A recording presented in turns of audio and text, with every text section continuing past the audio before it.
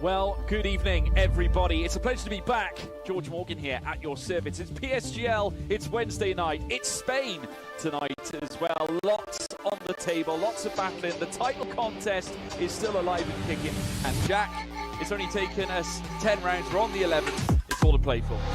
Boromant goes on the inside and takes the lead on the final lap of the race. Now it's side by side between Boromant and Warner, but Boromant's got the inside. Literally a guest star here in this phenomenal race. Cameron Dowd looking to take P2 in his very first PSGL F1 PC race. Incredible to say the least. You see that Putin to lead. 1.5 seconds. DRS is the name. Good evening, everybody, and my camera has failed straight away. So 1 second. There we are. Oh, and I'm very small.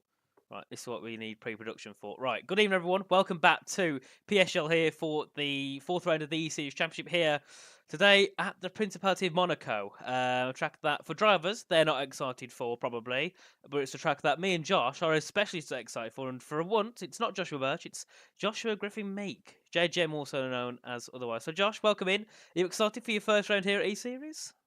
Yes, I'm very much excited. Unfortunately, Mr. Birch is off ill at the minute, so the next best thing was the next Josh in line. So I've decided to rock up and hopefully fill the big boots he's left in this commentary box with you, Richie. But of course, as you mentioned, Monaco, historic circuit, and it's one we don't often see here at PSGL. And there's quite a good reason for it. It's technical, it's complicated, and of course, you've got the walls, which are everywhere around the circuit. It's very high risk, but very high reward throughout basically the entire lap.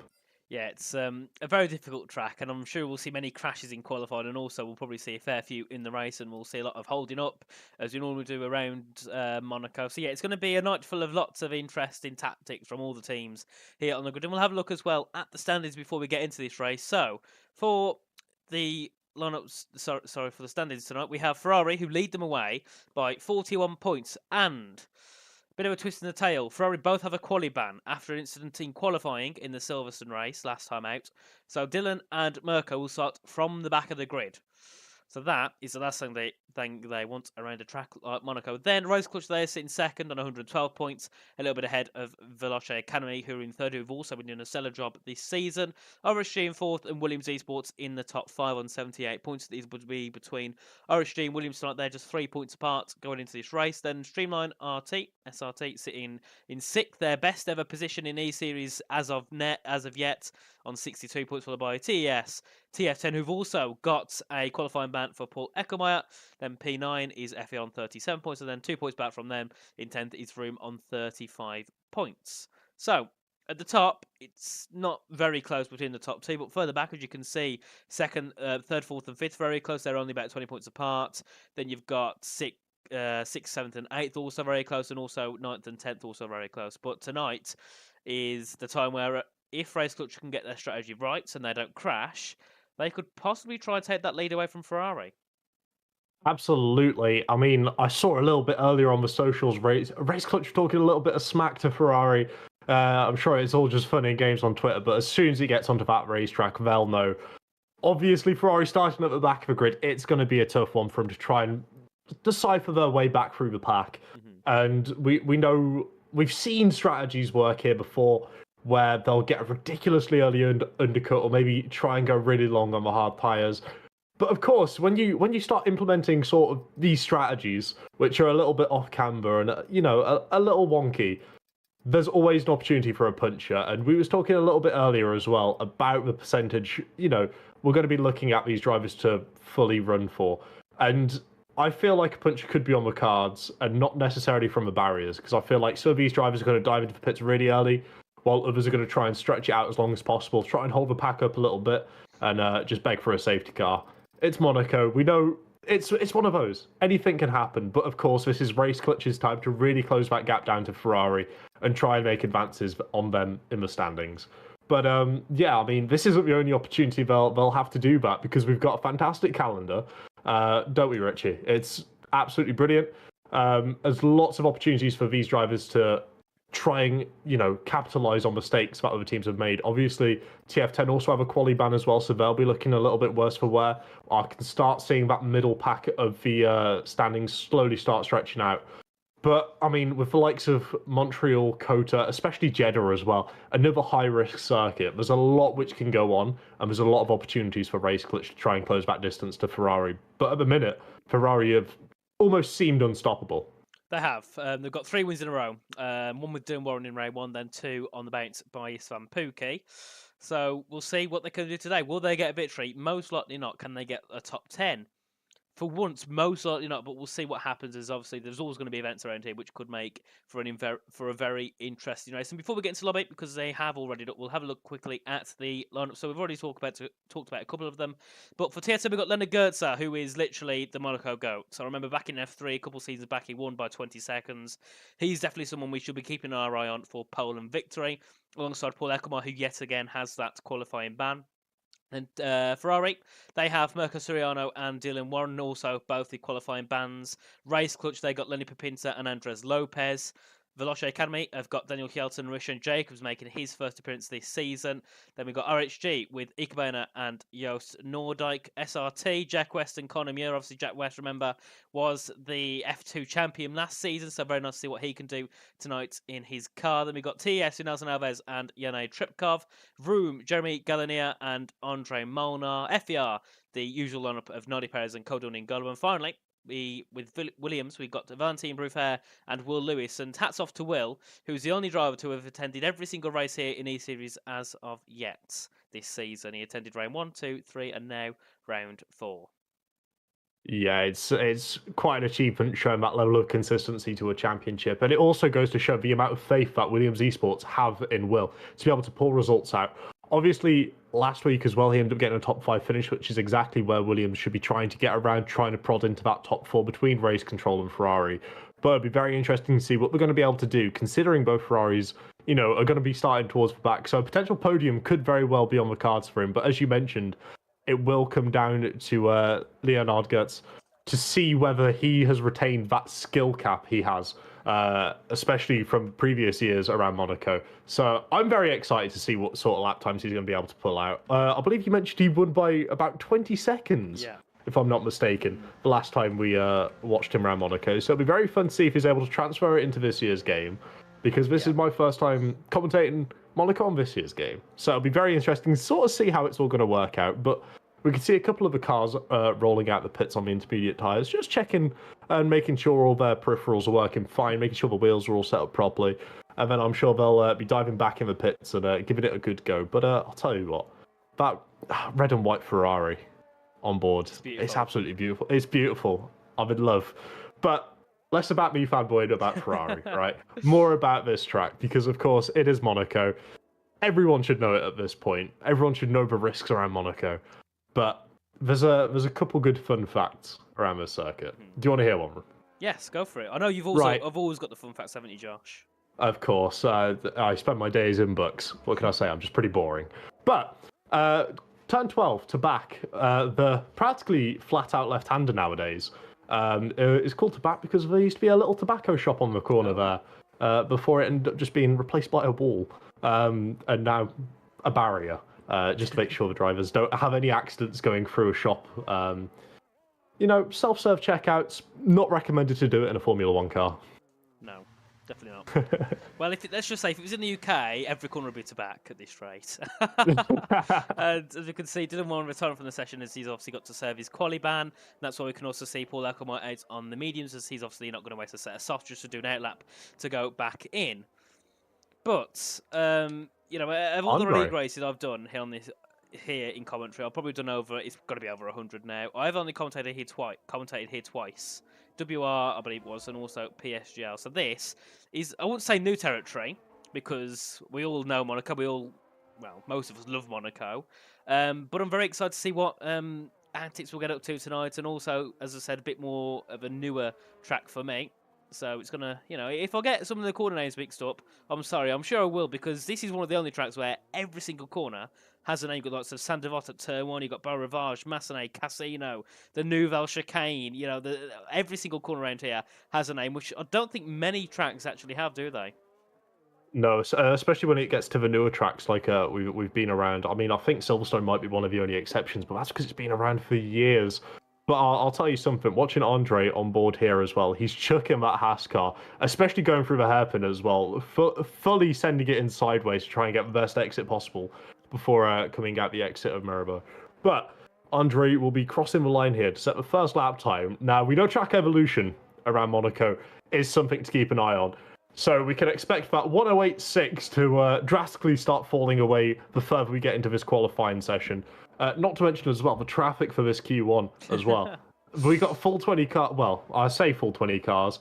18 cars on the grid at the minute as Paul and Dylan have retired. Mirko will retire as well, presumably, or just sit in the pit box for the rest of the session. So there's only 17 cars going round. But I feel like when it gets to the Q2 and Q3, that's when we'll see the drivers really start to open up their lap times, really find that pocket of space on the track in order to try and get the maximum amount of downforce, not having any dirty wake from the cars in front, and that's when we're going to see these pinnacle lap times coming through. Indeed, and I'm just going on board a Calder and Ngolo. He's just heading down in towards turn number 5. His teammate is currently sitting in second, technically first on the intermediates with a 1 minute 14.526. Obviously, quite far back from Andre Molnar's time with a 108.636. But we've seen Vroom this season. They're always want to go out early on those soft tyres. Most people go into some inters. Most actually don't go out at all. But Vroom, they all seem to have at least 1 or 2 of their drivers out at the start of qualifying on a set of softs. You can see now Jeremy's also heading at the pit lane on a set of soft tyres along with Leonard Gertz. Obviously, the man we should be watching here tonight. You know, he's a very quick driver around the streets of the Principality in Monaco, so he's definitely one I'll be keeping my eye on. I don't want to call anything for Pole just yet, but he, you know, if you say him, I don't think you're going to be quite far off what the actual result will be. But once we get into Q2 and Q3, that's when I'll probably make my votes. Obviously, we need to see what lap times come through first in these couple of sessions. And also it's a chance for lots of Williams Esports and DirectG as well to try and move themselves closer to the guys over at Ferraris. Obviously, when you're in an official esports team, you don't really want to be 70 points back from your competitors after 3 races. You want to be, you know, within 30, within 20, or even, you know, within fighting distance of 10, 5 points. So this is a good opportunity for those guys as well, if they can work their strategies and qualifying outright to get themselves into a bit of a closer gap to lots of Ferrari and race clutch. But Jeremy, just heading out the final corner, Josh, to begin his first lap of this qualifying session. Yeah, it's going to be very interesting to see what sort of lap time he's going to be able to accomplish with his Haas car. And as you mentioned, it's if they get through. It's if they're able to keep it within the track limits, as we see there, and out of the walls as well, as Jeremy invalidates his lap going through Saint-Devant. So should I listen to Jeff, honestly? Take it easy in Saint-Devant. You can't win or lose a qualifying from there. But I'll tell you something, you can lose an ample of time, which could put you in jeopardy to get relegated out of his Q1 session. But Jeremy, unfortunately, getting the lap time invalidated. But that's not stopped Leonard, who's currently sliding his way through the hairpin there. Stunning to watch these cars drift around. Little unrealistic, but end of the day, it's the quickest way these drivers can race these cars before he enters into the tunnel. Before he ends up going through this right-hander and flashbangs coming out the tunnel before the break-in for Nouvelle Chicane. We got the turns 10, 11, beautifully handled there, keeping it nice and close to the wall, maximising the amount of speed he can get on entry here to Tabac, going into the Lucheron Chicane, flicking it left, flicking it right, holding it right again. We've seen so many accidents there because of that curve, but he's absolutely nailed that nice and close to the barrier once again. This seems to be an absolutely fantastic lap. He's just looking to try and piece it all together, keep off that curb on the left-hand side so he gets more traction, keep it nice and close to the pit wall with DRS wide open, and we've got an 18.63 on the board from Gertz. Great. When you see those drivers on board, because I was on board with him the whole lap, it is like watching Max Verstappen. He was at some points touching the walls. I know coming out at turn 3, he actually tapped the wall on the exit. But yeah, you know, that's the thing. You can afford to just about touch the wall. Obviously, the damage isn't as high as it would be IRL. So if you do have a bit of a tap on your tyre, it's not really going to cause much issues at all. So you can afford that. But obviously, anything more than that, and you're probably going to be in the wall. We've got both the race coaches out at the moment, Andres Lopez and Lenny Pepinta. They're just heading through. Well, Andres is going to be heading through to begin his lap. We also have, that's Richard Jacobs on an out lap. So yeah, so Andres will be the next one to start up. So we'll go on board with him as he heads down towards turn 1 to see if he can beat the time of Leonard Gertz. There was 5 thousandths of a second separating Leonard and Andre Molnar on that opening lap. So we'll see if Andres Lopez can go any quicker than those. And he's already let off at the exit of turn number 1. So that's his lap time done and dusted. We'll go on board with, we'll see what his teammate is doing, which is Lenny Pepinta. He's down He's only just come out to the Nouvelle chicane, so there's not anyone yet actually about to start a lap. Andres, I think Jeremy. he got caught off guard, didn't he, by that car that was just Yes. coming out of the pits. Absolutely. It's that thing we mentioned about traffic. It'll always come to haunt you around a circuit like Monaco as Jeremy completes a lap on those soft tyres where he did invalidate. He stayed out, done the lap again, and you can see the amount of difference just having done 2 extra laps on those soft tyres can really make.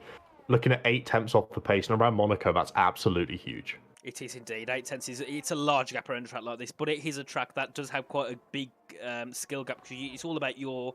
It's not even about your speed. It's just about how much you're willing to risk the car through a corner. You can just see now Felipe Pinto coming through out of turn 3 and turn 4. A bit of a tap on the walls. Both the Alfa Romeos, they're just getting out of his way as he heads down now in towards Mirabeau. And in towards the Grand Hotel, hairpin a little bit wide, but you've got to know, you've got to drift this corner. Something we've seen quite often is drifting on this game. This is a track where you can really benefit from it. Sometimes it goes in the opposite direction. It's very RNG based sometimes, so the drift can gain you 2 tenths. It could also lose you 2 tenths of a second. But still on board in Open Pinto, down in towards the Nouvelle chicane. Break around that 100-metre board, try and hop as much of the curb as you can without invalidating the lap time. Then you'll come back through to left to back, just try and get on the power zones you can on the exit. Ride the walls, you come through now, down in towards the swimming pool chicane. Just hop that curb on the inside, drag the car around as you head down now in towards Rascas at turn 17. And then obviously quite slow through this section. You're coming towards the final corner at Anthony Hughes. And then you go up towards the line. We'll see what the lap time will be from Felipe Pinto. It goes quickest by 2 tenths of a second with a 1 minute 8.424. We've got the 2 Williams on laps. We'll go on board with Will Lewis. He's just heading out to the hotel hairpin. He's just heading down now in towards Portier turn 8. So we'll see how he can get on. And a few more laps going to be coming in shortly. We've got pretty much everyone on track now, apart from Mirko Soriano, who's got to surf his qualifying ban, so we won't see him out on track this session. So everyone now, apart from the ones who've already set lap times, already beginning their laps. Absolutely. I'm just watching Valentin here, absolutely slamming the wall just before Volusia on chicane. And it's remarkable that they're able to control the car so well to get through the corner and being able to ride it and practically end up touching the wall on the exit. It's absolutely remarkable. I cannot get over the level of composure these drivers have as Will ends up diving it back in the pits after the invalidation. Don't think he was too happy with the way that one was going, but fear not, he's still got 7 minutes and 20 seconds left on the clock in order to get a couple laps sorted around Monaco. And that'll definitely be something that he'll be looking to try and get sorted, even if it's just a banker lap, something for him to work on for the next run. As we've got SRT lefted here in the Aston Martin, coming through the final corner, keeping off that curve on the left side. As I mentioned, the traction loss you get there is absolutely immense, but he's done a fantastic job, and he ends up popping himself up into P2. Now, we can expect this track to rubber in more and more the further we get through the qualifying session, as Ika ends up putting it on provisional for the minute. But I feel like these run plans are going to end up all coming together, and we might have a little bit of traffic on the circuit when it gets to go in for that final run, because everyone wants to be at that optimal level of grip on the surface. Definitely, it's gonna be quite confusing at the end. There'll be drivers all over the place, I think. And we've had everyone now who's set their laps have set to that. Will Lewis unfortunately had to pop back into the pits as he did get an invalidation. So currently in the bottom 5 here at Q1 so far is Nelson Alves in TS, Mirko Soriano, Dylan Warren, Will Lewis, and Paul Eckham. Obviously, the 2 Ferraris and the TF10 have got their quali bans to be served. So realistically, there's only 2 out at the moment, which is Will Lewis and Nelson Alves. Obviously, Will's already back out on track to set another lap time. Jack West very close to that elimination zone in Q1, currently only safe by about half a tenth of a second. He's a driver I thought we'd see nearer the top of the grid, as that's Daniel Kjelton. He's popped himself into the top 3 with a 108.579. Lefted thinks no, my time is safe enough on the 595, so we'll probably see those ahead of him also. Retire Leonard Goetzer thinks his 631 is also safe enough to get himself through to Q. From the gaps we've seen, it's what between first to 16th, 1.3 seconds, which is an immense gap. It's a gap we never really see. So maybe those in the top 5 can get away with that, because there's going to be drivers that won't find they're not going to find a second in their laps, pretty much, because it is quite a big thing to gain around the track. Like you said, it's one of these skill tracks where you're either really good or you're really bad. It's one or the other. As Jeremy is just heading through now, currently sitting in P12. Decent session so far for the Vroom team. Have never really got many drivers there at Q1 this season so far. And Jeremy hitting the walls quite a few times as he came through that final set. So we'll still see if he can find an improvement on his lap time. His teammate currently sitting P6. Where can Jeremy go as he heads up towards the line? and he goes P10. So he's an improvement by 0.4 of a second. So Vroom could have a safe option to Q2 for both their drivers, which would be, I think, the first time this season that both of them are through in towards Q2. But the likes of Nelson Alves, he was here back in round 1 at Bahrain, was eliminated in Q1 that time around. So I think his aim would be just to get out of Q1. I don't think he wants much more than that. I think for him, his aim would just be to improve on what he did last time out this season. And also, Will Lewis there having a massive whack on the wall as he headed out of turn 4 at Casino. He's just heading down in towards the Grand Hotel Hairpin, which has probably got a different name now because every year it changes name. So yeah, he's probably not called the Grand Hotel Hairpin, but we'll stick with that for now. As then Pepinter also thinks his time is good enough on a 108.424. So Will now just coming out the tunnel.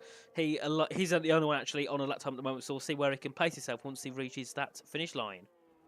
And you can see as well the Haas car in front of him, of Jeremy, rushing to try and get back into the pits as soon as possible because he knows that final run will mean so much. And it wouldn't surprise me if Will ends up diving into the pits as well here. But he would still have enough time to come back out and do another lap. But then he's got to start thinking about potential traffic as well, which could be a big issue. The dying embers of this. But we'll notice him coming through the final corner. He'll be looking to try and at least get a 1.8 on the board, and he does 1.87. All of a sudden, I'm starting to think maybe that top 5 might not be safe. If the drivers end up piecing together a lap like that, Will obviously had that moment turn 4 around Casino, coming off the exit, having a little wobble, just nudging the wall a little bit. So there was still time on the plate there for him. If these drivers are able to keep progressing this track surface and rubbering it in more and more, we could potentially see a few of these drivers jumping up. But as you mentioned, realistically, only, 2 of them going out of the session? 3, maybe? Yeah, it's tough. It's a risky one, isn't it? It is, and I think the biggest surprise of them all is Jack West. He's one driver which, in that SRT grid, I would think, right, he has a chance for a Q3 appearance. He has a chance to fight for pole, but currently he's trying to get himself out of the Q1 elimination zone, which is opposite, I would have thought. So hopefully he can get himself through to Q2 and Q3. Obviously, as I said before, PCF2 champion last season. So, you know, he's got a lot on his plate. He's got a lot of reputation indeed for the SRT team. Nelson Alves as well, he's just out on track to try and get himself out of Q1. But yeah, I think everyone P8 down probably needs to get out on a lap. We'll see what they do. Obviously, you can see Rishon's out in P9, all them behind, apart from Valentine Brufair, who has stayed in the pits. And I'm just trying to find the first out. I think it will be one of the FERs, won't it, Josh? Yeah, it should be. We've got a lovely little note there from Dirk in the chat saying they think anyone with a 0.7 is safe. Maybe, maybe not. We'll see. Valentine Brufair thinks a 0.9 is safe. Okay, very interesting from the Williams team. But you mentioned Jack West, right? We're not used to seeing him down here in the Aston Martin. He should definitely be up there, especially with his teammate putting in such a phenomenal lap to get him into P4. We know what Jack's capable of. It's just whether he's able to adapt it around Monaco, because it's such a unique circuit. But it could be a bit tough. Apparently, Jack smacked both of the walls at tobacco on his first lap, which would add to his time by quite an amount. So we're looking forward to see what he's going to be able to really get going here as he starts his lap. But Nardi Perez absolutely wringing the neck of that poor little Mercedes car. It doesn't have much more grip left to give, does it, going into the braking zone there? As he chucks it into tobacco, bounces off a wall there. Very, very close. We've got the AlphaTauri in front as well. Could have provided a slight distraction, but Nardi doesn't seem phased by it at all. Going down into La Rascas, going through Anthony Knowles as well. He's going to be looking here to flick that car into the right, keep it off the curb on the left, as mentioned, and we're just going to run it nice and close to pit wall and see where he's going to end up running it into 14th. It's a little too late to go for another lap back-to-back here, isn't it? He could be looking very, very vulnerable in comparison to what the rest of the drivers are going to be able to try and piece together. Kodal's invalidated as well. Yeah, Yosordok had a massive whack on the wall at turn 4 as well. Massive tank snap, but he's going to be looking to possibly be out of the Q1 session. He's currently in P15 for RHG, a team we should expect to see no drivers out in Q1. So we'll see what he manages to do. He's just heading through in towards the tunnel. But yeah, he's probably lost about a tenth of a second from that little bit of a touch he had on the wall coming out of Casino. But Josh, it's something we've seen pretty much all this session, haven't we? A lot of people hitting that wall on the exit of Casino. Yeah, I mean, realistically, that's where you can gain a lot of time, and that's where the car's going to be a little bit unstable as well. Going over that bump as well. It doesn't add to the stability of the car, especially with the ground effects that these cars are running as well. Makes the car a little bit imbalanced, causes it to have a little wobble. But Yost here as well, he's looking like he's on absolute rails through that final sector. A little wobbly going up round Casino, but this final sector, he looks so comfortable. and I believe he improved his lap timer to get into P12. Yeah. Yep, he did. And Richard Jacobs, he's also on track. He goes P7. So it's a shame to not see much of an anticlimactic. It's a shame not to see much of a climatic ending to qualifying, isn't it? Here in Q1. Yeah, but realistically, it's all going to heat up to Q3. We know that. We know Monaco's a boiling pot. We know qualifying can be the highlight of a weekend. That's something that we're all very well aware of. I'm just very interested if Kodor was able to start another lap. He's absolutely going to be trying to do everything he can, as the McLaren in the background of him is Nelson in P15 on a slow lap. He thinks he's done enough. Kodor is going to give everything he's got for his final sector. So close to the wall there coming out of pole section as well. It's unbelievable how concentrated these drivers are in order to try and hit every single apex and get as close to these walls as possible without losing the time from scraping them as well. Kodor is able to improve, but not by enough. That's a big shame, isn't it?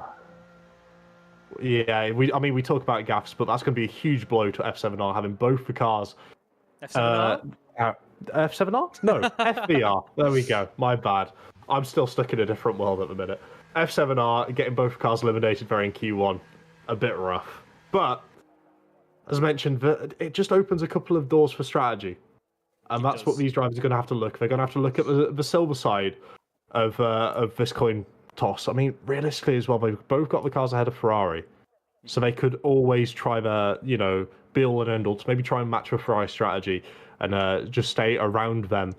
Because so far, Ferrari's been pretty good with the strategy for this series. So it'll be very interesting to see whether they're going to be perhaps the leaders on, this sort of innovative strategy or not. But running you through, we have Ika so far in a provisional pole after this Q1. Lenny, Daniel, Lefted, Leonard, Andre, Rashan, Andres, Will, and Jack in the top 10. Valentin, Yost, Jeremy, Yane, Nelson from P10 to P15. And then we've got Kodor, Nardi, Mirko, Dylan Warren, and Paul Eckelmeyer as well. Obviously, the 3 served their qualifying ban, so we only really had the 2 FVR drivers eliminated from the session.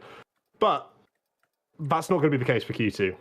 There's going to be 5 drivers going out, and I feel like that'll add a little bit more pressure to, maybe those McLarens, maybe the Williams as well, just feeling a little bit more pressure in order to try and get them jumping up into that Q3, qualifying segment where it's going to be manic. It will, and the further we get through to Q2 and to Q3, it'll get more manic as it goes. So yeah, we're into Q2 now. 15 drivers in. Obviously, we will have the bottom 5 dropped out, which is currently Ika, Lenny, Valentin, Will, and Andres. I do not believe it will be those 5 dropping out. If it was, I'd be very, very surprised. And if you was obviously going to be putting that in the betting office, it'd probably be about a 1 million to 1 chance. So yeah, I wouldn't get voted those ones to be out here in Q2. We've got a few drivers just heading out onto track at the moment. Trip car, then one of the Williams, I believe it is as well. Will Lewis. He's heading through. Will Lewis, he's heading in towards turn 1. I think we've also got one of the Veloce Academies as well, heading out onto circuit. But yeah, I think the good thing for Vroom is that they've got at the moment, they've got their rivals, which is FVR fighting for 9th and 10th. They're 2 points ahead. They've got both drivers starting 16th and 17th. They got quicker drivers behind them, so they're probably going to drop them a little bit further, if we're being honest. Vroom, they have a chance to get both drivers into Q3, if not both in the top 15. They got a decent chance of overtaking FVR in the standings, but I think the ones we should be watching today, the ones who need to perform the most, are Race Clutch. They're 41 points back from Ferrari in the championship, 153 to 112. They've got to try and get a 1-2. They've got to get max points as possible to try and either get themselves close to Ferrari or at least ahead of Ferrari, because obviously we don't know what Ferrari will do in the race. They might finish a little bit higher because the safety cars, all those different things come into play. But yeah, I think all the eyes are on Race Clutch this week indeed, and they also will be as well near the end of the week as well. Not here in E-Series, of course. Yeah, I mean, it'll be very, very interesting to see how Race Clutch try and adapt this qualifying, because obviously they're looking to get both their drivers through to Q3, right? Mm-hmm. Now, perhaps they might be a little bit more cautious with the way they're going to run the cars this time, just to ensure both of them have that track space at the end of the session.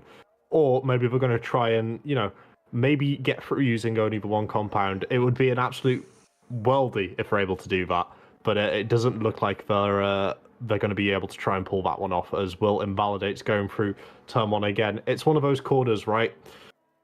You can gain so much time by cutting a little bit of the curb at Sandavont, but if you end up cutting a little bit too much, you end up paying the ultimate price, and that's your lap time invalidated, and that is a set of softs going in the bin. Yep, and Or maybe into a recycling compound here around Monaco. well, I believe that's also what Will Lewis did on his first laps in Q1. So maybe it's just he has that first lap curse, and then in the second lap he can absolutely fly the field. But Jos Nordyke is now the first one out on track that is on a valid lap time. He's just heading into the tunnel now. Probably heads down towards the Nouvelle Chicane and RXG as well. A team we haven't spoken about much today. They're currently sitting on 81 points, so they are still in fight for this championship. They're just a little bit far back from there. They've got obviously Veloce Academy and Race Clutch and Ferrari ahead of them. So they're also a team that should be looking to try and get some decent points today. Try and get at least both drivers into the top 10. Preferably the top 5, but it's very hard to get both cars into top 5 considering how close this grid is. So yeah, there'll also be lots of eyes on them as well in the chat with obviously all the drivers and all of the people watching here tonight. There's currently over 100 of you in here tonight, so obviously thank you all for joining in to this Monaco Grand Prix. And actually, Tripakov goes faster than Jos Nordyke. Here, Valentin Bruffa goes quickest. Jeremy goes third. We'll see what Lefty can do. He's just heading through the end of the final sector. Daniel Kjelsen back to the top. He was third in Q1, so he's doing a decent job here tonight for Veloce Academy. Andre Molnar goes quickest with a 108.406. Very good as well for him for Vroom. Lefty goes third. Richard Jacobs is just heading through as well. He goes into P5. Leonard Gertz are also on track. The one we should be watching our eyes on the most tonight. He goes on the P6. All right, Will Lewis, I think. No, I don't know if he's on a lap or not. We'll keep on board with him for now. I can't exactly tell. Yeah, he's 100% on a lap. He's still deploying the ERS. He's still giving absolute beans going through that final sector. Ravanpool coming into Raskas, ensuring he doesn't have one of the Michael Schumacher accidents that we've seen throughout the years. But he does dive back in the pits, so he was just looking to get back in the pits as soon as possible to try and get 3 runs into this qualifying session. Yeah, Smart move. The top 3 into Q2 after the first laps is Andre Molnar, Daniel Kjelsen, and Lefted. Vroom sitting 10th in the championship. SRT sitting 6th. Veloce sitting 3rd. Very good for these teams to be through. 1st, 2nd, and 3rd at the moment in this session. Valentin Bruffa as well. He's sitting in P4. Obviously, he is. It's his first appearance here for Williams tonight. Will Lewis have been here every single round. We've had the likes of Yannick Schmidt and Ishmael Fassi also make appearances for them, but they are not here tonight. Leonard Gertz is just heading back into the pits. He's currently in P6. So obviously you need to be in the top 10 if you want to get yourself through to Q2. But also, RXG are in a bit of a danger zone. They're sitting 9th and 10th. If you're out of qualifying, you're 11th, 12th, 13th, 14th or 15th. So they're very close to, if they don't get improvements, having both drivers possibly out of Q2, but Race Clutch as well. They've got no lap times on the board, so they need to go out now. 10 minutes left to go in this session, so we'll see what they can do, what type of lap times they can manage here in Q2. Will Lewis as well, obviously going to head back onto track shortly. He's actually just heading out on track now, I believe. And obviously Jack West as well. He also had a bit of a mistake on his first lap, so he will also be trying to... I think sometimes the drivers might push a little bit too much on that first lap, and then they're like, right, I'd rather lose a 10th in the first corner than invalidate the lap time, because at least they can get a lap on the board. Yeah, absolutely. I mean, to be quite honest with you, it just goes to show the absolute pure quality of the drivers here at E-Series and at PSGL, that they're able to really commit everything to it, understand where they went wrong, and not let it mentally affect them. It doesn't knock them. It doesn't knock the confidence. They're still giving it absolute beans throughout the entire of this Monaco track. They're pushing 100% every single lap, and it's fantastic that they're able to understand the mistake they've made, and they don't let it get to them. And I feel like that's something that a lot of drivers in other divisions, in other championships, which really, really struggle with. But as I mentioned earlier with Race Clutch, putting the cars out now, is it really a good idea? There's going to be a lot of traffic in front of them, so it'll be down to them to try and not get distracted and not let really affect their turning points, their braking points, how they're going to try and carry the most momentum through the entire circuit. It's going to be very, very tough for Race Clutch to be able to try and navigate. But so far, Andres Lopez has done a fantastic job of getting past him as he enters under the bridge, coming through the bridge before he ends up getting the flashbang of a bright light before trying to pick out just after that 100-meter board to get the braking zone, flicks it into the left, flicks it into the right, comes back out. Absolutely lovely stuff so far from Andres, but it'll be all down to the timing sheet to see how well he's done this lap so far. Because when it comes to a circuit like Monaco, other tracks you can kind of, get a rough estimate. Oh, as I believe that was a bit of contact there with the Alfa Romeo in Sector 3 there. That would have affected Andreas' lap time for sure. But he's going to come across the line, and it's P7 with a 0.9. Now, Well, I hope that wasn't a fresh set of softs.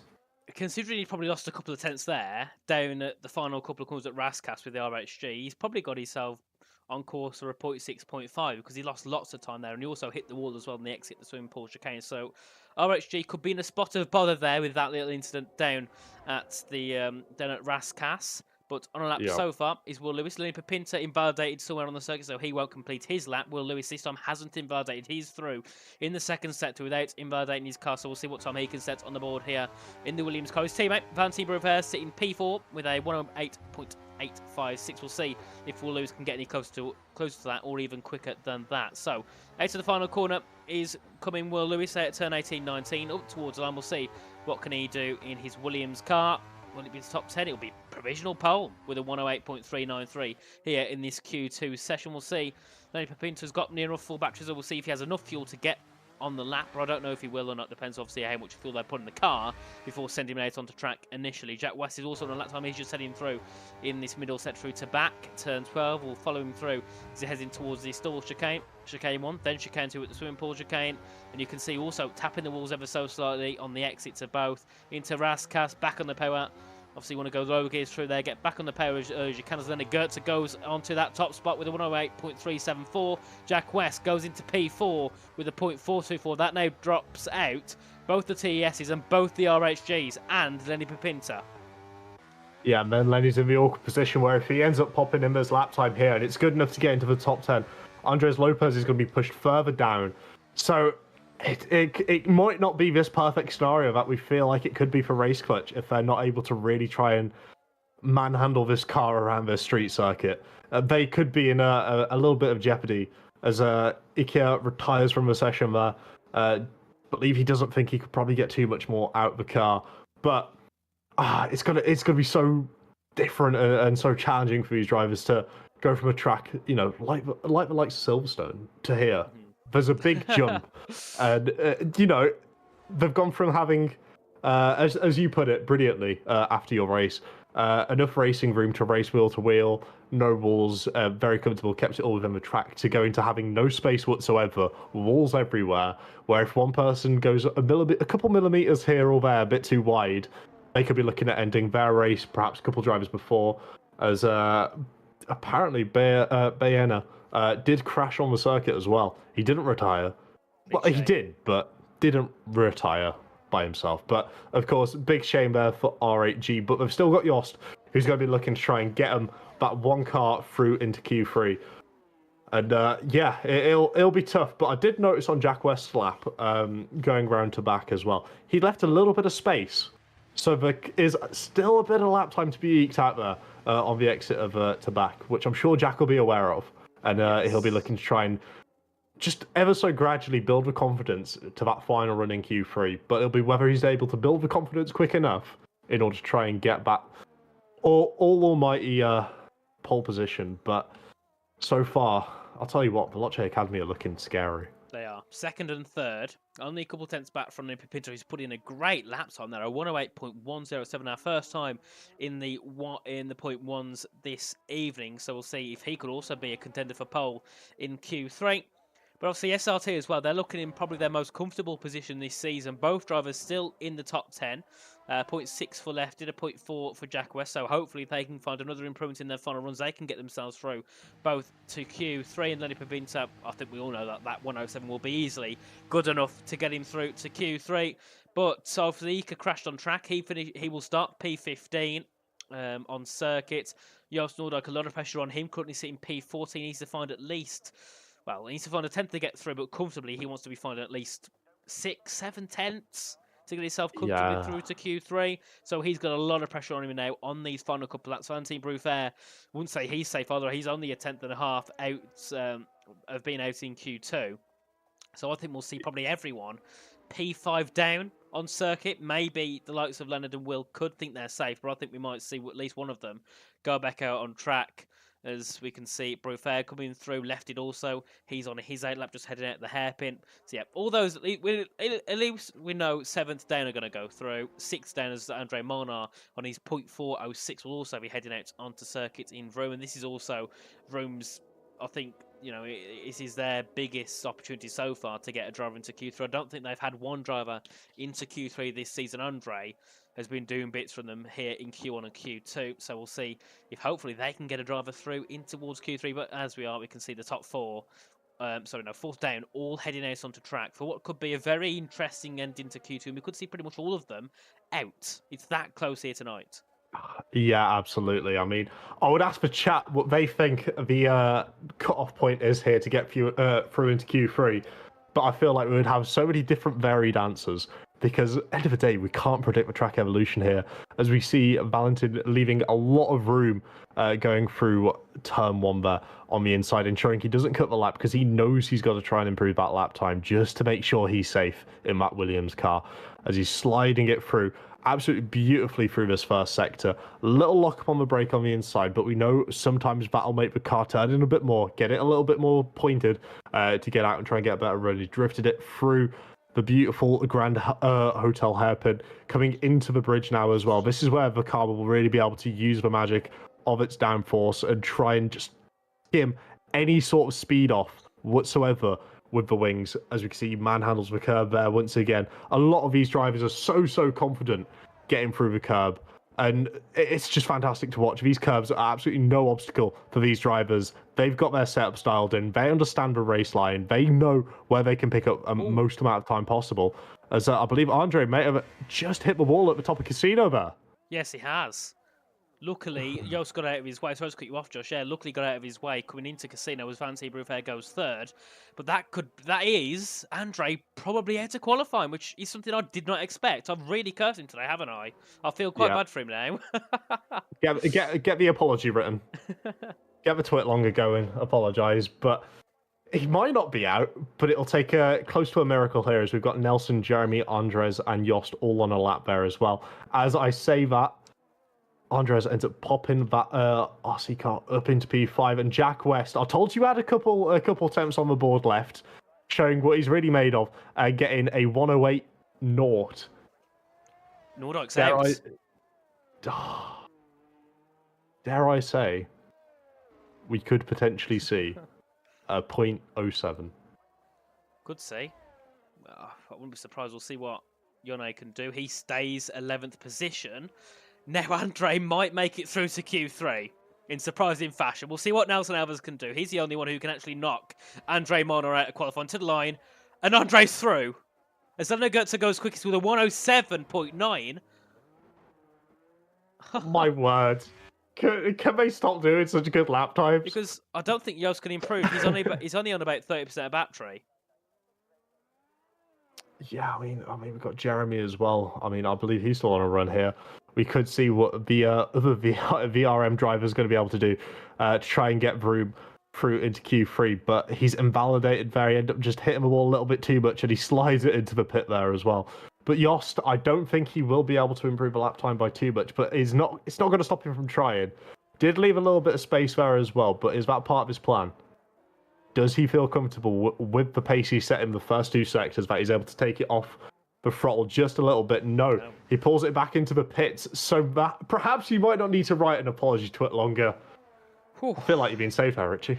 Well, that is definitely something I didn't have on the cards. A double RHG Q2 elimination by a landslide. They were both at least 5 tenths off the cutoff. It was, 5 tenths off for Joost, and it was 6 tenths off for Rika. So both RHGs out in Q2. Race Clutch and Williams are loving this. And Veloce Academy as well, sitting 3rd. So yeah, this is not good at all for RHG. They was thinking, right, Ferrari, double Q1 elimination. That, they're like, right, well, we're sorted, but they're starting 14th, 15th. They're not in much of a better position. But who is in a perfect position is SRT. 2nd for Jack West, 9th for Lefty, 8th for Lefty, sorry. Both their drivers through, and unfortunately, Josh, Andre's out because he crashed. So that automatically knocks him out of qualifying. So but only he's still 9 in drivers. Q3. No, he's still in Q3 in my heart. Well, in our hearts, yes. Top 10 Q3, but on the track he won't be able to perform. But he's still P10. Yep. That's the end of it. Not hearing it. That counts as Q3 in my eyes, guys. But Len Goetze with a fantastic lap there at the end of Q2.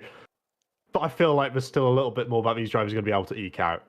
Definitely. I saw someone saying on Twitter earlier that we could see maybe 0.7 on the card to 107.7, maybe even a 107.6. That's what I saw earlier on, but obviously that could be wrong. It could be right. I don't know. Dylan Warren's probably the best person to ask because he's not participating in qualifying. So we'll see if he wants to tell us what he thinks pole will be. But also to everyone else as well in the chat, let us know what you think the pole position time will be and who you think will set it. We've got both SRTs, both Veloce Academies, both race clutches, and both Williams through. Let us know who, I was about to say who you think will get pole, but let us know what time you think it will be. To the millisecond. I'm going to say 107.772. What about you, Josh? What are you going to say? I'm going to write it down as well so we can look back at the end. I'm very serious about this. 07.821, I reckon. 07.821. Yes. Right, I'll write that down. But I will just point out real quick, while we do have the race clutch cars going out on circuit, Leroy Brown in the chat has just noted that out of the 8 possible Q3 appearances SRT could get, they've managed to get 7. Oh. Very nice. Qualifying masterminds, that's what I'm saying. But, well, it seems they can't follow that in the race, unfortunately. So we'll see what they can do today, and hopefully they can get themselves a top 10 finish. Currently, though, if you want to take a screenshot quickly for Twitter, SRT admin, they're sitting first and second. Currently, they're locking out the front row. Absolutely, So... they'll be looking to stop the count before the count gets started, right? But we do have to mention as well the amount of talent these drivers all have. Realistically, I feel like any single one of these drivers could snatch pole if they find that perfect window. Their concentration's in it. They're in the zone. They're able to dial in properly. Any of these drivers could get pole. Yes, any of them. I think they've all got the capability to do it. They've all shown great performances through Q1 and Q2. But I'm going to go for... You know what I'm going to go for? I'm going to go for a Jack West pole position. I think he deserves it. He's shown he's a great driver. SRT need it. They're sitting 6th. They need a driver on pole. Where you qualify, you normally finish. So SRT, if they get Jack on pole, will most likely win. What about you, Josh? Who do you think will take pole position here tonight? Now, as Alpine man at heart, despite being Ferrari fanboy, I've done a previous bit of work with Alpine, so I'm going to have to go with Lenny at race clutch. I mean, we saw his pace in Q2. And that was before the track really got dialed in as well. He was able to set a rapid lap time, and he's the first one setting the lap time here in Q3 as well, so it'll be very interesting to see what he's going to be able to pull off in this beautiful car as he gets it through the hairpin there. As mentioned, sliding that car in, trying to get the car straightened out as best as possible before ending up into the second part of Massenet, before he ends up flipping it through Poirier and getting it down into the tunnel. Now, something we should mention as well, when he gets to race as well, that tunnel can be absolutely lethal, depending on how high they have a brightness, but he slid it into the Nouvelle chicane. That's the first time we've seen him do that one properly. Big slide heading in there, so he'll be looking to really try and push the limits here. Bouncing through the curbs there, and he'll be looking to hop over this beautiful curb, which we've seen so many drivers make a mistake on. Dialing it in through Raskas, heading up to Anthony Knowles here, making sure he just gets nice close to the wall on the right-hand side, and then he'll be looking just to scurry along this pit wall to try and save as much time as possible as he starts it out with the 108.1. That's not a bad banker lap tap on the board, is it? No, that's a really nice banker lap tap on the board. We'll see what his teammate can do. Andres Lopez to the line. What will he set? He goes quicker by 0.004 of a second, so a 108.112 there for Andres Lopez. Both the race clutches very, very close apart. So that could be very messy when we get to the final laps of qualifying. It could also get messy in the race if they're that close together. When we come to pit stops, and if we come to a safety car, that could do one of them over completely. So we'll see what that can do for them. But we've got Jack West, we've got Rishan Jacobs, we've got Daniel Kjelsen on there. Outlaps, as I go to Rishan, he's starting his lap, just heading out of Saint Devote through in towards Beau Rivage and Massenet so far at turns 2 and 3 up the hill. Down to 5th, down to 4th, get back on the podium, come through towards Casino. A bit of a slide there for Rishan, and he saved that one perfectly as he heads down now in towards Mirabeau. Then at turn 5, just throw the car in, try and get back on the podium. Now you come down towards the hairpin. You just want to try and drift the car in, just drift the rear around, get back on the podium, come through. Heading out now, in towards Portier at turn 8, back to the right, get back on the power, out of 3rd gear, back up towards 4th, 5th, 6th, and he heads down in towards the Nouvelle chicane. Yet again, we'll see what he can do towards here. He wanted to break around that 100 metre, but he breaks around 75 metres, so breaking quite late in towards the Nouvelle chicane, but luckily again, it's not just in time as he heads through now in towards the left-hander at to back.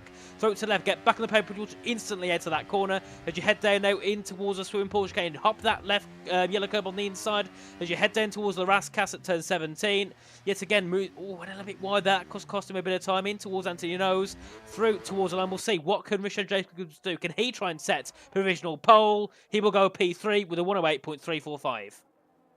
Yeah, it's not quite enough. We saw a couple of mistakes, as you pointed out, but that's a beautiful thing. There's still 7 minutes left of his qualifying session. He'll be able to pick apart the mistakes he's made and really try and dial it in. But someone else who I believe just abandoned his lap before he gets going again here is Leonard.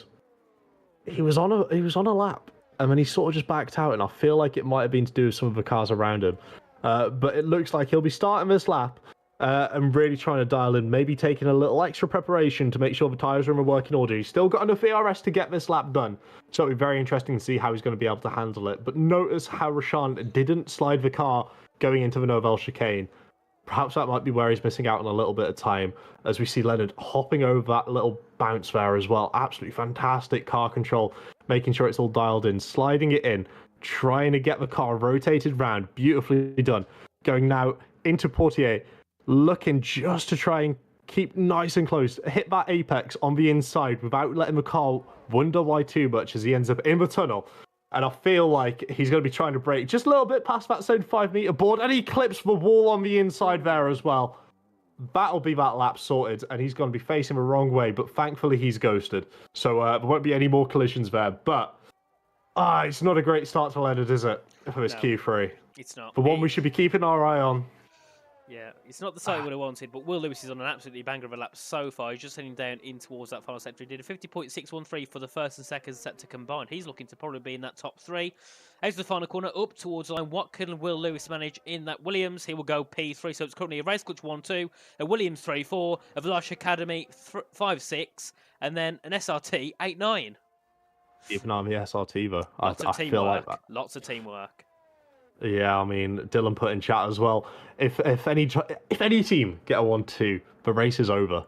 That's a very bold statement, but when it comes to a track like Monaco, it does very much seem to favour the ones who work together. And of course, SRT will be looking to disrupt that just a little bit, and Lefted doing exactly what he needs to do, getting up and around there. And now he'll be in an absolute mad rush to try and get back into the pits for this final run as well. Yep, and you can see Lefted there in the SRT, in the community team car, splitting the two esports teams, Raythorch and Williams. That's very good indeed from the Irishman himself. Just about, 60 seconds back off the pole position time of Andres Lopez, so he's obviously still got time left, as I believe pretty much all of them were on used tyres. Like I say, I'm still going to go for a 107.772 for pole. Josh is going for a 107.82. And let us know in the chat who you think will get pole and what you think the pole time will be. Ben Price says an 8.75. And Gonzalo says, why just 9 drivers? Unfortunately, the person who was 10th, which is Andre Molnar, crashed. So that eliminated him from the session. So he's out. Obviously gone into Q3. But still here in our hearts. We won't forget him. Yes. In my mind, he's still there in 10th position at the moment. Well, he will start P10, but unfortunately, he won't be able to qualify, and show us that he can be higher than P10, which I think he probably could be. I think Andre could have been around that top 6, top 5 area, because he was showing some great pace in qualifying, and also for Vroom, it's a big opportunity missed, especially as they, have had a bit of a poor start. They're currently on 35 points.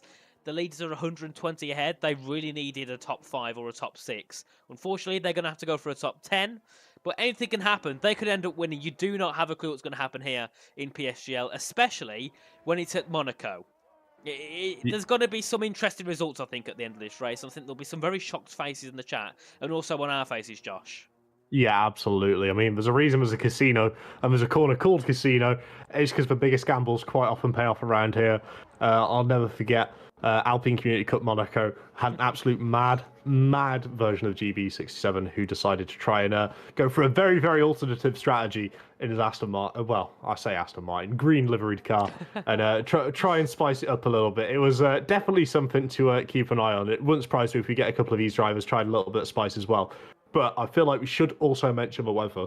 I don't feel like any's forecasted. It still looks bright and sunny out there, but we know what Monaco's like, don't we, at the end of the day? There's a reason it's embedded in the mountains, and the reason is to make great racing, of course. A little bit of a microclimate around the circuit really adds to what this circuit can give.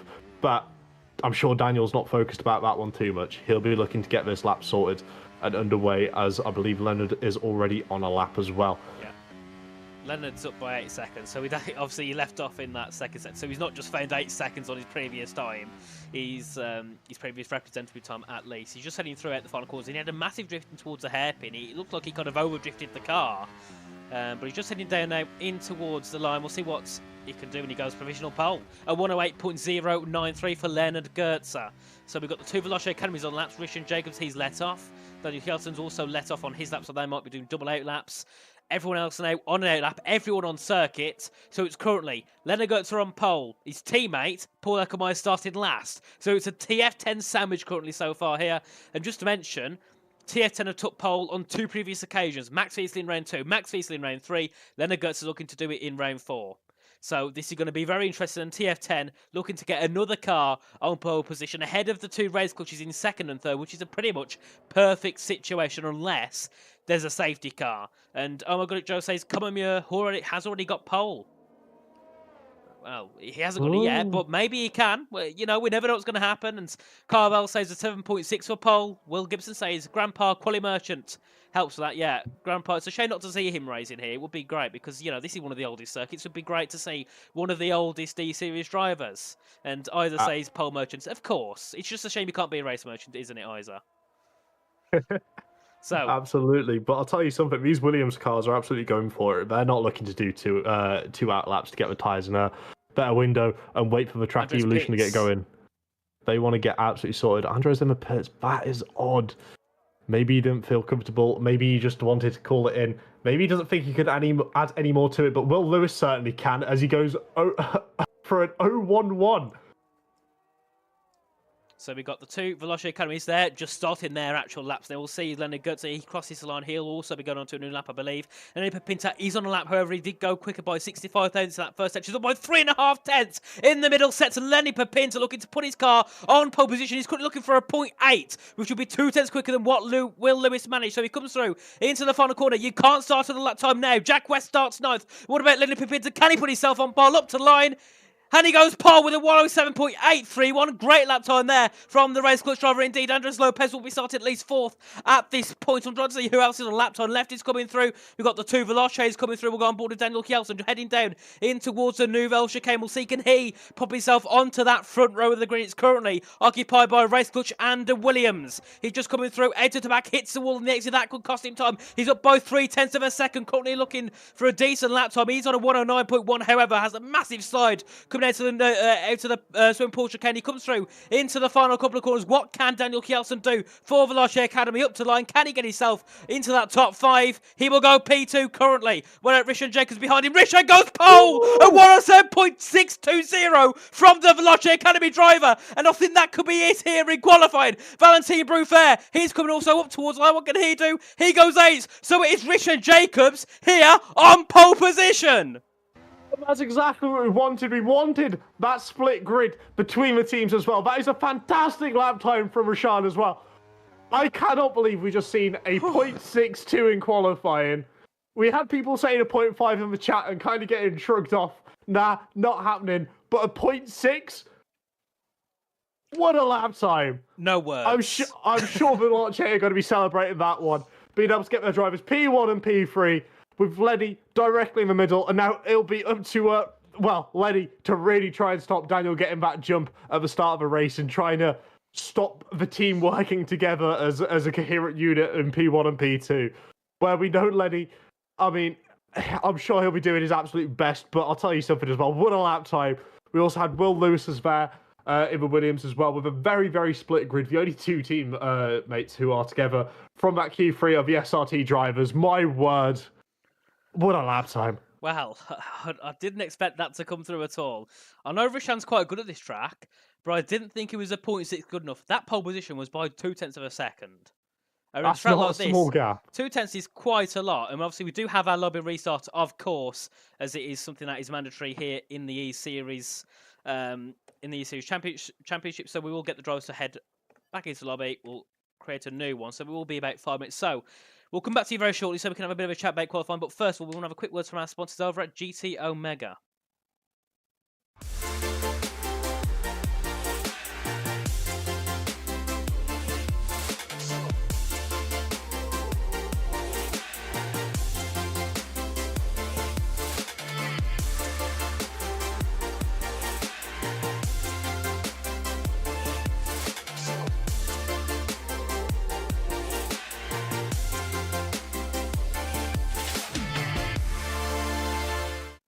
So welcome back, everybody. Now we've come to the end of qualifying here at Monaco for the fourth round here of the EC Championship, and it was it was something we didn't expect at the end. I didn't think we'd see a Veloce Academy on pole. I didn't think we'd see a 2/10 gap between first and second for pole position.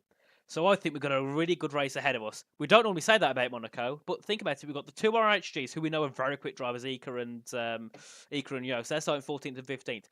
Dylan and Mirko, 18th and 19th.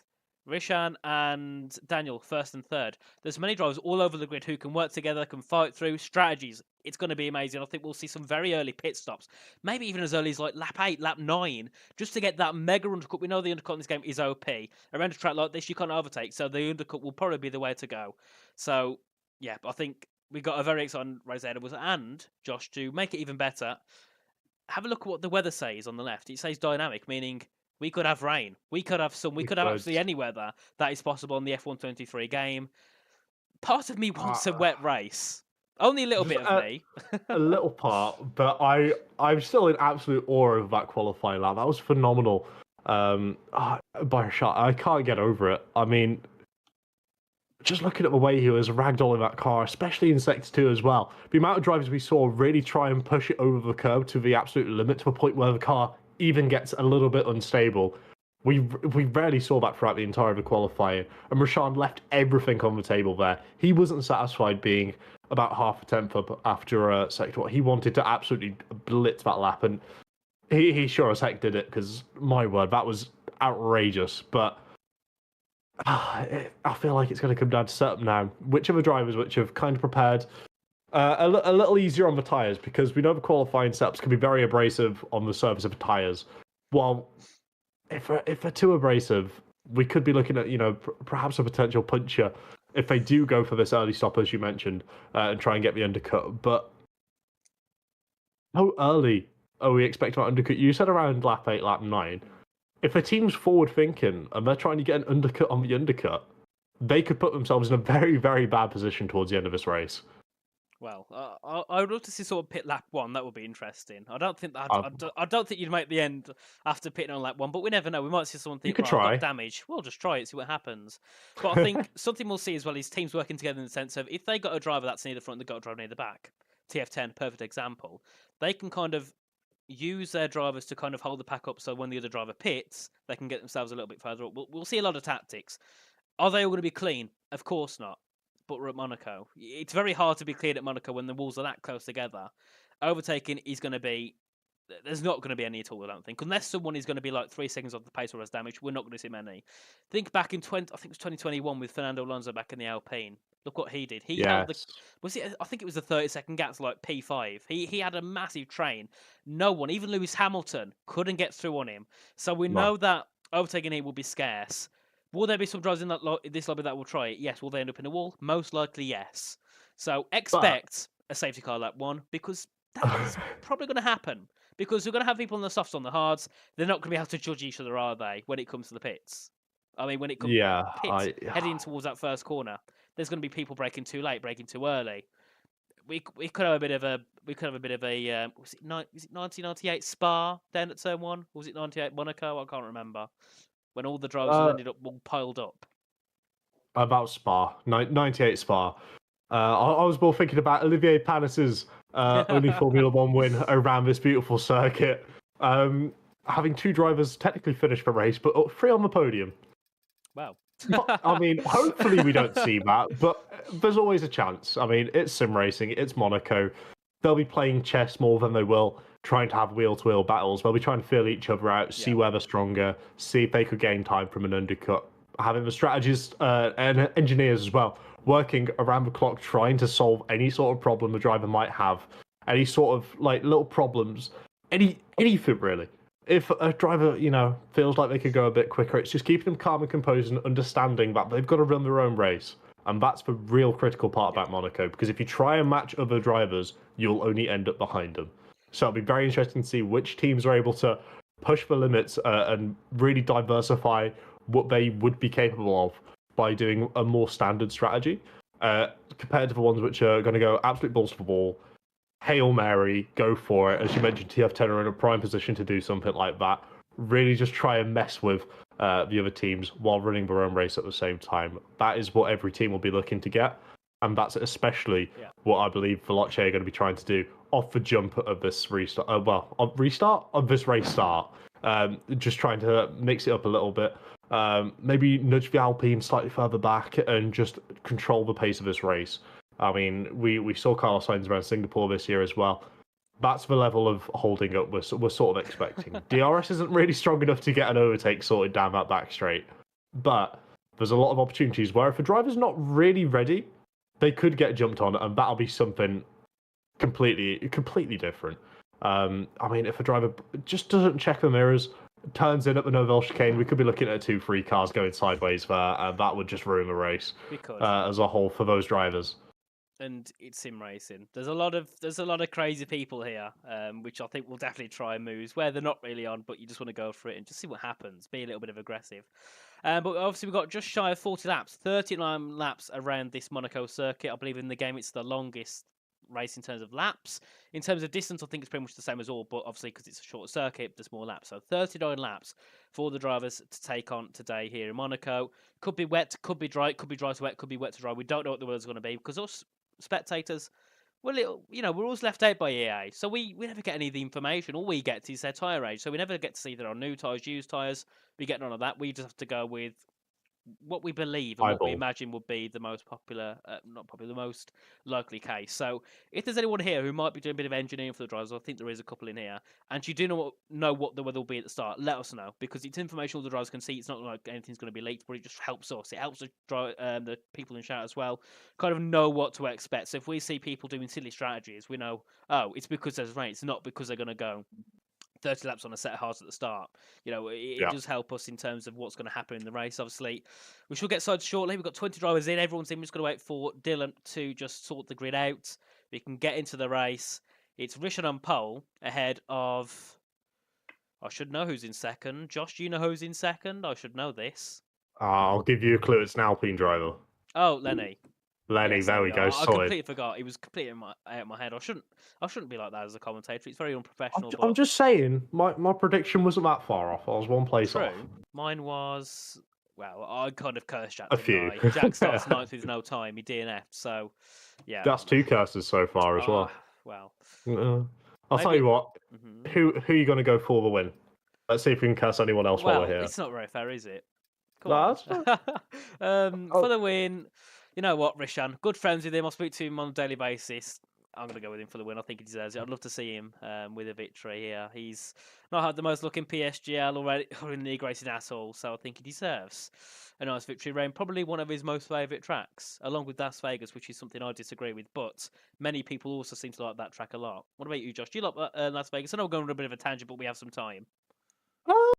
Yeah, I would say so. The only time I drove it was around my mate's house on his setup. So I've never actually done it on my own setup, but I went round his. He's got a better setup than me, so I used it.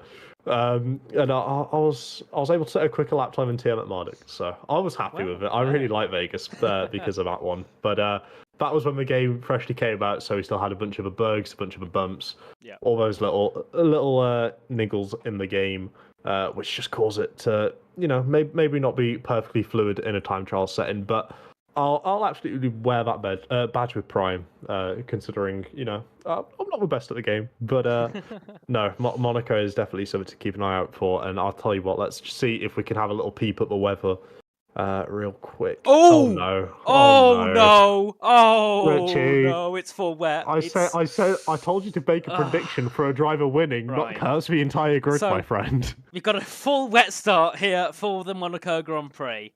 We've got Richard on pole. We've got Lenny in second. There's no tyre strategies now, which is going to be pretty much on the wet tyres straight to the end. We'll see what happens if it goes drier. But yeah, we've got the awkward stage of where we've got to just kind of talk on and on and on until the race begins. Okay. Ladies and gentlemen in the chat, right?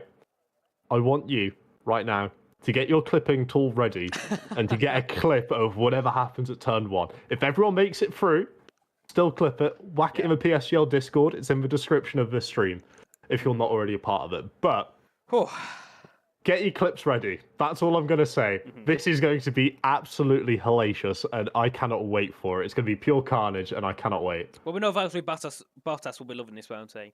wet, Yeah. turn one. We'll see what happens. I think we might see a couple of Valtteri Bottas's here. So yeah, as Josh said, get your clip ready. Get ready to get yourself a clip of what's going to happen at turn one, because I don't think it will be all friendly between everyone.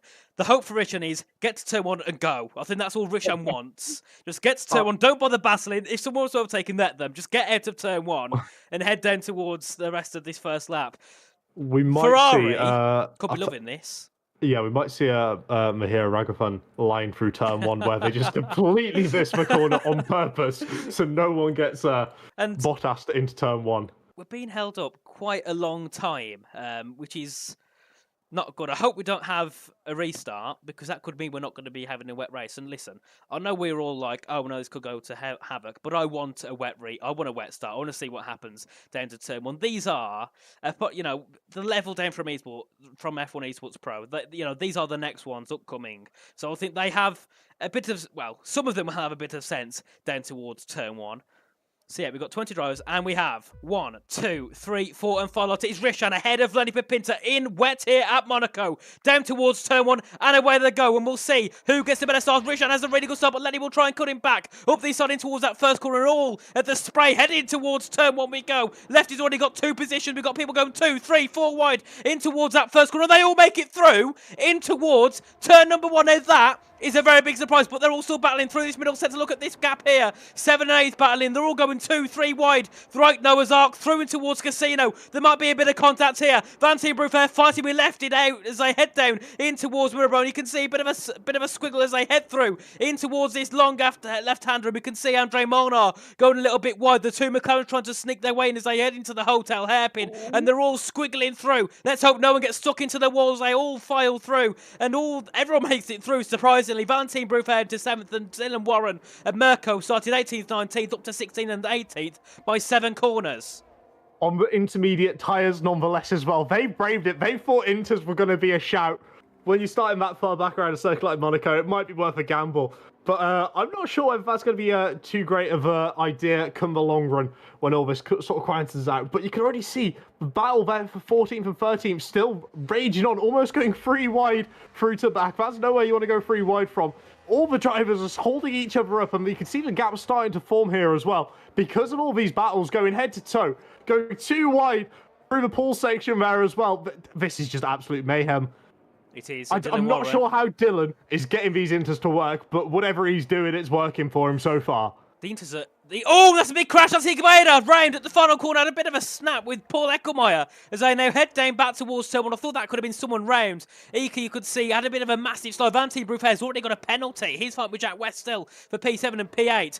But these Inters, they're quicker than the wets. I think the Inters are actually the quicker tyre, because Ferrari are flying. Dylan's into P14. Merker's in P17. That's Jack West on the inside. Bit of contact with him and Vanteen Brufair in towards turn number 5. They'll go into the hairpin, and Jack West goes for a move, and that's a bit of a controversial one there from Jack West. Takes P7. Dylan Moore has a massive slide as they come through. Merker Soriano ahead of Yone Trepkov in towards a hairpin.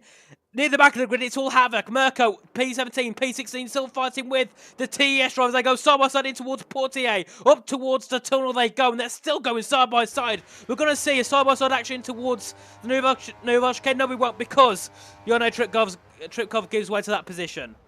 It's just because those intermediate tyres have less grooves on them, so when it gets to that dry part within the tunnel, those Inters are going to have a hell of a lot more traction than the wet tyres. But we can still see, I'm watching Leonard at the minute, he's sliding all over the place on these wets. There's not enough surface on the tyres in order to try and keep them pointing in the right direction. But the battles are all up and down the field. We are absolutely spoiled for choice at the minute. But I will say we should definitely keep an eye on Dylan Warren, because he's on an absolute tear on those intermediate tyres. As Nardi's already made a pit stop, he wants on this intermediate game as well. Yeah, Jeremy and Yone also in the pits. They're going to go into a set of Inters. And look at this. Daniel Kjelson's right there on the back of Lenny Pipinta, but Lenny's also right on the back of Richard Jacobs. They were less than a 10th going into turn 1. Dylan Warren's up to 13th. He's made 7 overtakes in 3 laps here at Monaco in the wet. Now that is a performance to be proud of. And Will Lewis, he's 1.2 seconds back. But to be fair, he's got a 1.5 second gap to Leonard Gertz, so there's no point pushing hard. There's no point of it, because all you're going to do is risk yourself going into the wall. So Nardi goes into P19 ahead of Jono Trutkov. He also will go ahead of Jeremy possibly. No, he's come out just behind Jeremy, who's gone to a set of wets. So he doesn't think that the Inters are the right choice to go at the moment. But the top three, they close in at the start of the lap, but then they spread out as the lap gets on. Will Lewis just on the barrier of that 1 second gap. Leonard Gertz is 1.6 seconds back. He's got Andres Lopez right behind him as they head through in towards Tabat. We'll see, can we get a move from the race clutch on the CF10 as they head through in towards the swimming pool section. He's actually, I think Andres looks a lot quicker, doesn't he, than Leonard? Yeah, I mean, look at that. He's almost all on the back of him. He's going straight for maybe a switch back around Raskasper. there. It's not a move we see too often, but he's going to be looking to try and get down the inside there as well. There's just enough room. Leonard ends up taking a little knock on the ball. That'll ruin his exit, absolutely. So Andres is going to be looking to keep it around the outside here for turn 1. It's brave, it's bold, and Andres is able to get himself up into P5. Leonard now has to start looking backwards and thinking about Jack West as well, because he's right in this fight. But Andres with a phenomenal move around the outside of turn 1 there. Very well done to you, good sir. Yeah, and Valentin's struggling. Valentin Brufair is down to Peter, and he's under pressure from Andre Molnar. He is really struggling on these sides, and that's still one go for moving towards Casino up the inside of Joost Noordijk. Dylan is not here to mess around, that is for sure. He went for a move. I thought he was going to end up hitting the wall. He didn't, but with all this spray, you can't really see what's going on. You're just going to try and guess what happens between the drivers. They're all pushing each other through in towards a hairpin. But Ferrari, they've made this strategy work. Honestly, whoever's engineering this group of drivers for Ferrari, go to the real team. They need strategists like this. They're doing perfect. Absolutely outstanding call, as I believe we'll see Dylan get the run because of that traction in the dry tunnel and just be able to make the move into the Novell chicane. Absolutely phenomenal work, as Lenny is right on the back of Rashan, back at the front of the field as well. There's action all over the place at the minute. Yeah, there is. And look at this top three. 3/10 separating Lenny and Rishan as they head onto the straight down towards turn 1. We could actually see him move for the lead because Lenny can use a bit of battery, but no, he's choosing not to use battery, so he's not even keen on making an overtake in these wet conditions. What about Daniel Kjelsen? He's about 4/10 back as they just head out of turn number 1. But look at that gap now. All that battling with Leonard and Andres has dropped them to 3 seconds behind Will Lewis. They've got a perfect buffer now, the top 4, and that's a big side from Daniel coming through turn 3. Oh my, that could have ended up with him being round, but he saved it. And these drivers, obviously, with very high wings, are on a track that is pretty much, it's pretty slow through some sections. You can, afford to have a bit of a drift, can't you? Look at Dylan. He's already 2 temps off the back of a Haas, and he's looking to get a move done at Andre as well here now. What on earth are these intermediate tyres doing? They shouldn't be able to work, but somehow the Ferrari team and Nardi Perez are able to make them work in these horrific conditions, and all you can really say is fair play. These Inters are quicker. I'm lost for words. They are quicker. At least the Ferraris are making them seem quicker. They're able to pull off these moves out of nowhere, able to catch back up to the field as well. And I'll tell you what, Dylan's right on the back of Valentin here as well, looking for 2 moves in the 1 lap at Monaco. On intermediate tyres, in heavy rain conditions. Oh, there hasn't been an incident. Oh, not an incident yet, no. But I feel like it's only a matter of time with these conditions here. There is, and Jeremy having a massive slide there as he comes through. Jack West up ahead of Leonard Gertz into P6 as they file through out of Anthony Nose down towards turn 1. We'll see Leonard go for a bit of a switchback maybe. Nelson Alvarez into pits. He thinks, right, it's intermediate time here on circuit. Dylan Warren into the top 9 has made what? 10 overtakes, I think, on the opening lap, and Leonard has a massive whack on the wall out turn 1, hitting the rear right on that wall out Sander Vop. He's also really struggling with surprisingly, I didn't think that would be happening for him. He's also just hit the wall as well into turn 3. Some drivers are loving it, some drivers are hating it. Valentin and Leonard are really hating these conditions. But lots of Dylan, Rish and Lee, they're loving it. And they go in towards turn 5. Bit of a tap from lefted on the back of the TSN as they head down towards a hairpin. Can we see an overtake? No, we can't. But you can see Leonard sliding through. And they're carrying no speed. And that's going to... Oh, that's a bit of a tap. That's Leonard round. Bit of a tap from left. And Leonard Gertz around at turn 7 now. He will definitely not be happy with that one at all. No, especially around a place like Mirabeau as well, where it can be so difficult to get the car pointed the right way again. I believe he's off and running once again, but I'll tell you something, that'll be for the stewards to have a little look at for left in there as well. Tell you someone who will be very grateful for that, though, is Dylan Warren, is already right on the back of lifted here on these intermediate tyres. And I mean, I'll tell you what, there's a little bit of a discussion in chat about how the Ferraris are able to get these intermediate tyres to work, while it looks like the cars who have pitted seem to be very much struggling to fire up the intermediate tyres and get them in that working window. Yeah, and Pinto was looking for a bit of an overtake there around the outside, had to back out and it wasn't on, as that's Brew Fair. Denny's in the pits, Joost Nordijk and Lenny Gertz is also into the pit lane. Dylan Warren's made an overtake on the SRT, have left it to pop himself into P7. Dylan Warren is on absolute fire. Now, I didn't think that the Frozen Manager top 10, never mind the top 7 in the wets. This track's, you can't overtake in the dry, never mind in the wet. Dylan Warren's made, what, 11 overtakes now, I think, in this race? He's doing a superb job. Insane. This adds so much more pressure onto Race Clutch, who are on what appears to be the slower compound of tyre. This was supposed to be their moment. This was supposed to be their week to catch back up to Ferrari in the standards. But Mirko and Dylan are both on an absolute tear right now. So it'll be down to Lenny and Andres to really try and push what these medium tyres are capable of. And it looks like Lenny's going to be trying to do just that. Pushing Rashad into taking a defensive line into the Novel chicane. But the more he defends, the more time is going to be lost to the likes of Dylan and Mirko on those intermediate tyres, catching up to this pack at a rapid rates of not. I mean, I'm lost for words. I'm really not sure how they've been able to do this one at Ferrari, but my word, they've absolutely played a wonder card here. They have, and Dylan Warren's already on the back of Jack West for P6. Yes, he started P8 and he's now looking for 6th position. Will Lewis into the pit lane. He'll be going on to a set of intermediate tyres. Jack West follows him. So Dylan Warren will be up to P5 as he exits out of the final corner, down towards turn number 1. And remember, he started on the Inter, so he doesn't need to pit at this current time. Yes, he will need to pit at least once in this race off those Inters as they won't make the end. But what a masterclass from Ferrari. Mirko Soriano now to P8, just behind Andre and Lefted, who is still on the wet. The top 4, they need to pit soon, otherwise this could be over for Rishan. This could be Rishan's win, done and dusted. Nelson Alves goes quickest with a 124.464. Mirko Soriano ahead of Andre Molnar to put himself into P7. I think it's clear, these Inters are quicker. They need to pit. The top 4 need to go into the pits ASAP. But the issue they have for Veloce is they're a second apart. They're going to end up getting hung up, so that means Daniel probably needs to go out for an extra lap if they pit this lap. Only other way I could see this working for the wet tyres is if they band together as a 4, have a little bit of cohesion between the 4 of them, between the 2 different teams, and do their absolute utmost to try and hold Dylan Warren on that Ferrari behind him, because he's on an absolute charge. He's catching him by about 2 tenths every time the interval's changing on my screen. This is absolutely rapid pace. But they're going to have to figure out something. They're going to either decide to try and block the entire circuit and not let a single car pass throughout until the pit window opens, or they're going to have to pit now, and that's exactly what Rashan's done.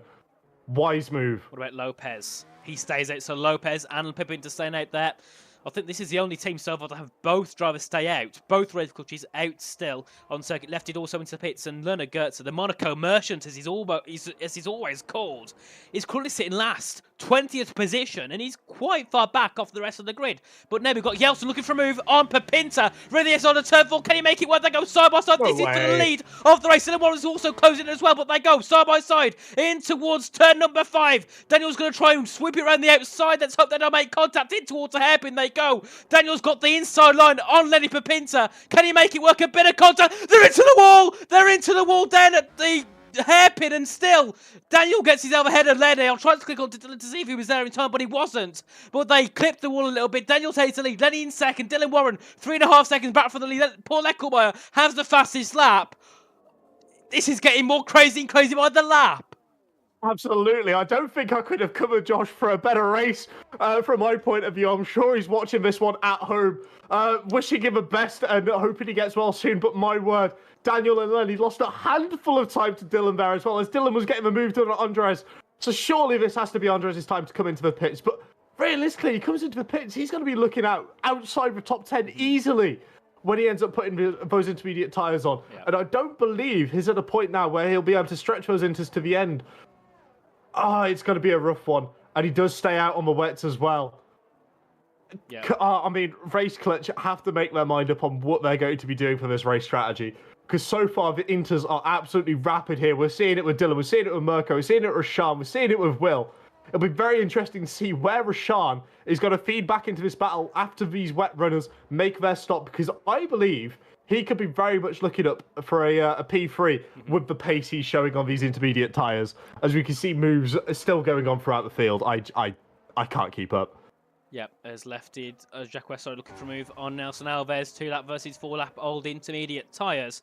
Ooh, bit of a block there, you could see. Nelson lost a little bit of time coming through towards turn 4. Jack West hit the back of him, Russian Jacobs ahead of Andre Monar and towards turn number 6 at the hairpin. Will Lewis also looking for a move as well on the back of the Vroom driver. But back at the top, look at that gap. 2.5 seconds between. Ooh. Oh, and that's one round. Who's that? Is that Jack West or lefted? No, it's Jack not. I'll tell you what, Jack absolutely just sent that on Nelson at the hairpin. A little wheel banging. Nelson very lucky to be able to keep it at the wall. But Jack got the move done. It was very aggressive. I'm sure the stewards will be looking at that one too. But he needed to get past. He's on fresher inters. He's got the pace. He's going to have to keep his head down and still keep pushing and try and forget about whatever punishment might come afterwards at the stewards. Daniel Pitts, Lenny stays out. The race coaches are still staying out on circuit. Now that is a very, very big surprise. They still think these wets are going to carry on, but I think maybe they're looking for wet to inter without doing wet to inter. So they're looking for one stop. I think these all need to now have to make another stop at least. Dylan Warren and Mirko Soriano, definitely. I think, we've got, 20-something laps left of this race. I think they've all got to pit. Daniel drops down to P8. He'll come out in P8 so far. So it's Liam Pinto leading from Dylan Warren. That gap's 1.4 seconds as they head down in towards turn number 5. We've got Andres Lopez in 3rd, Mirko Soriano in 4th. So it's a race clutch 1-3, Ferrari 2-4.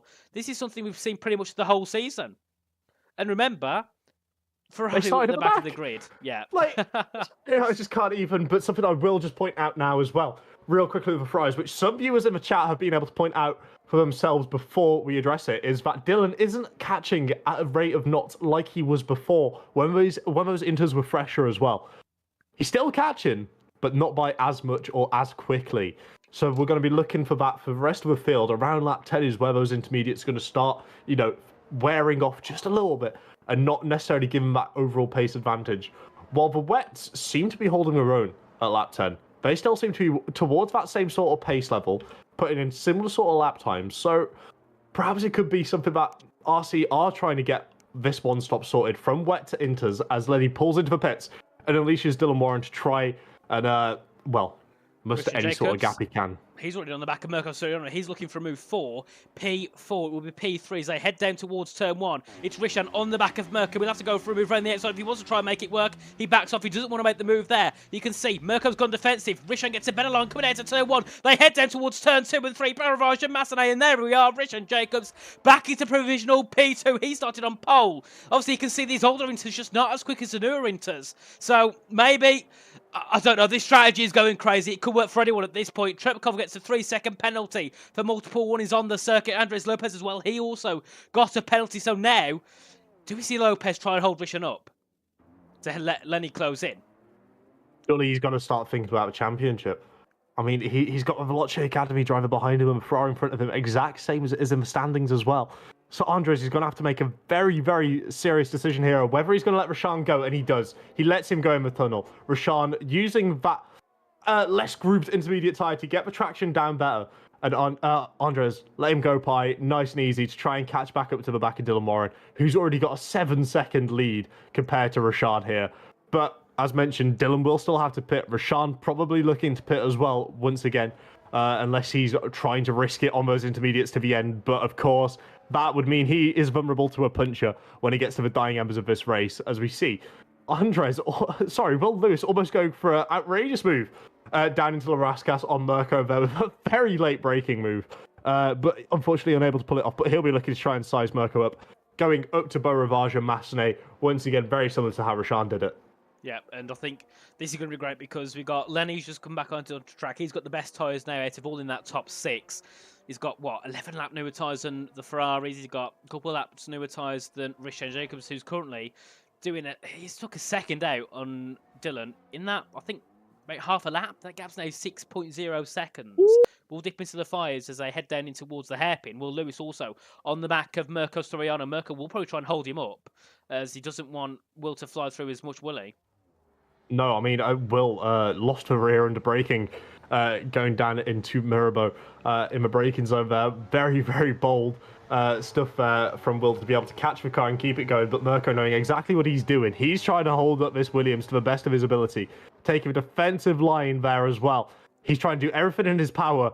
I'm sure we'll be getting some, dialogue in the Williams chat there saying that he cut the chicane, but not that it's going to matter. Will is back into P3 and he'll be looking to try and keep this charge going, keeping his head down as Daniel is right back on the back of Mirko as well. Sure, he won't go for a dive at Raskas. Surely not.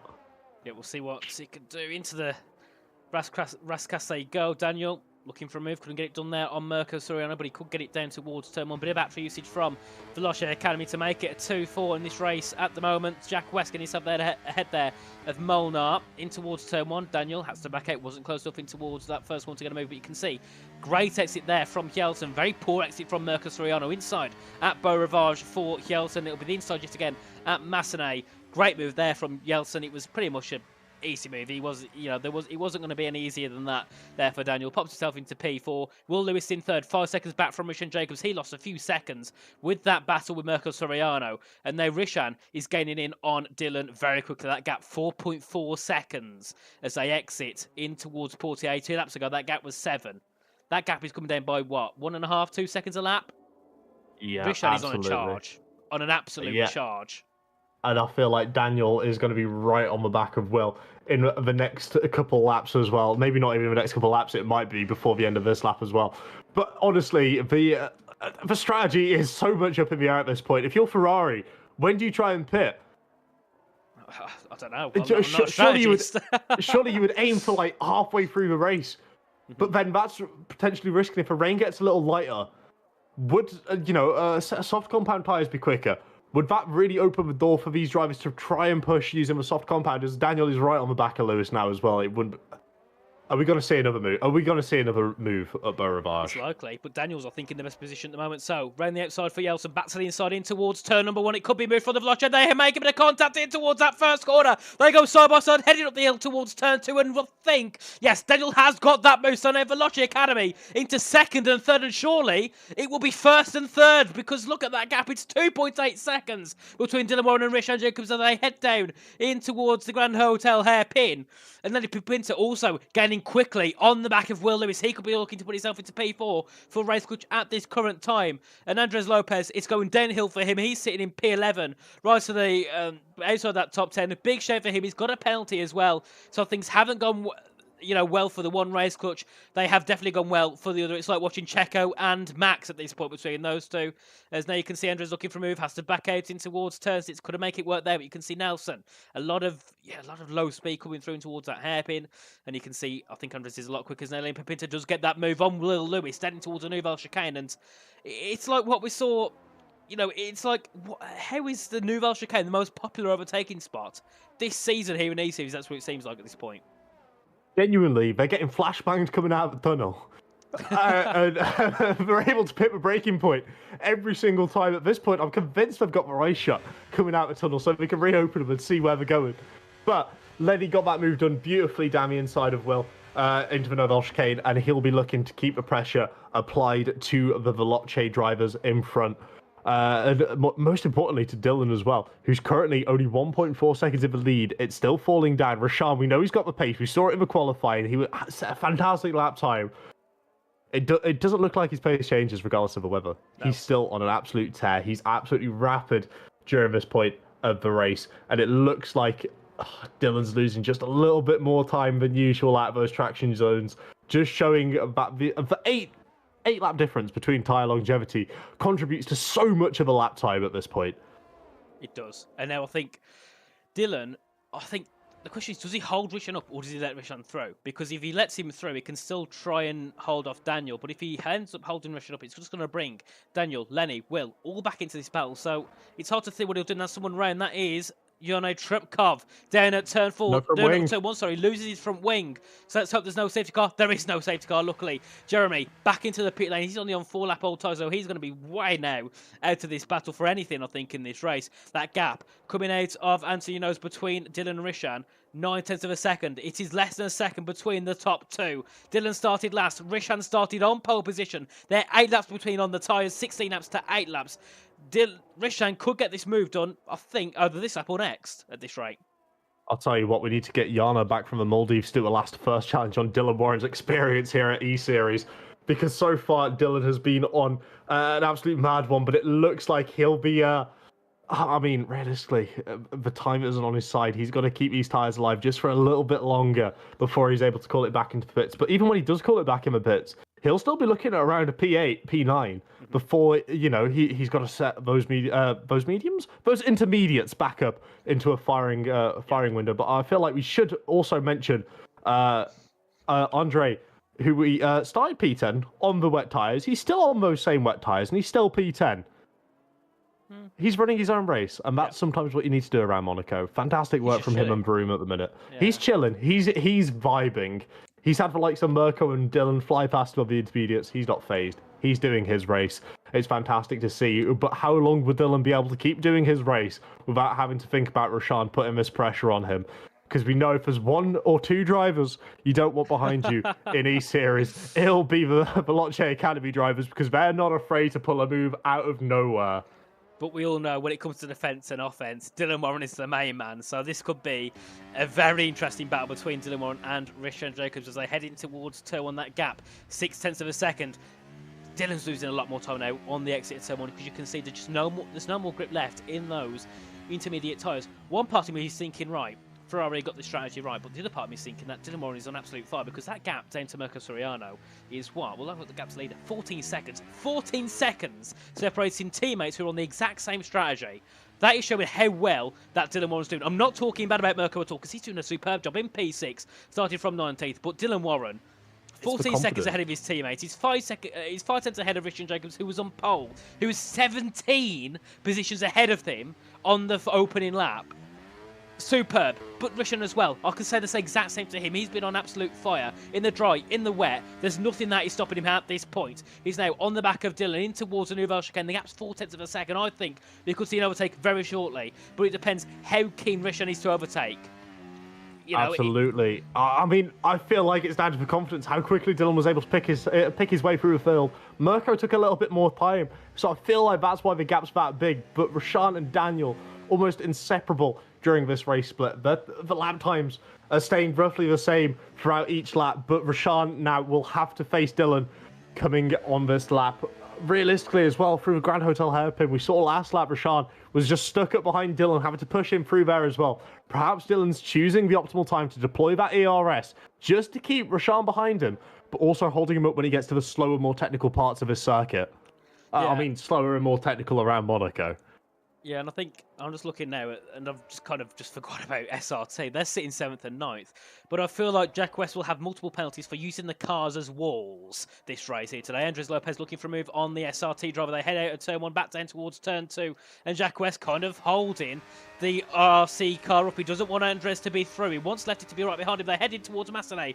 Round turn 3, and look at Jack West. He's becoming Fernando Alonso. There is no way through for Andres Lopez, and Jack is carrying no speed. Even I will be quicker at this point here than Jack West. And to the inside, Andres Lopez sends it on the SRT. Jack into the wall. The two teammates collide at SRT. It's a collateral. Both the SRTs receive wing damage from that move as well. That could spell disaster for him in this race.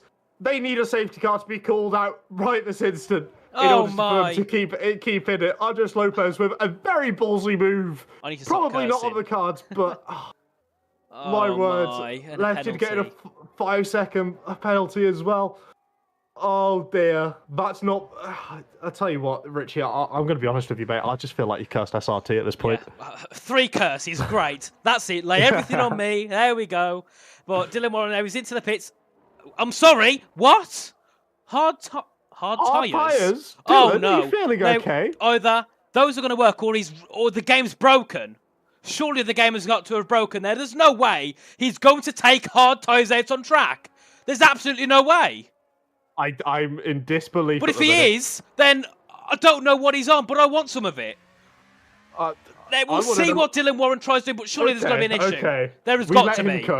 We let him cook. It looks brilliant with that white Ferrari. It could have been last to first, but at this moment it's going to be last to last because those tyres, they've got nothing.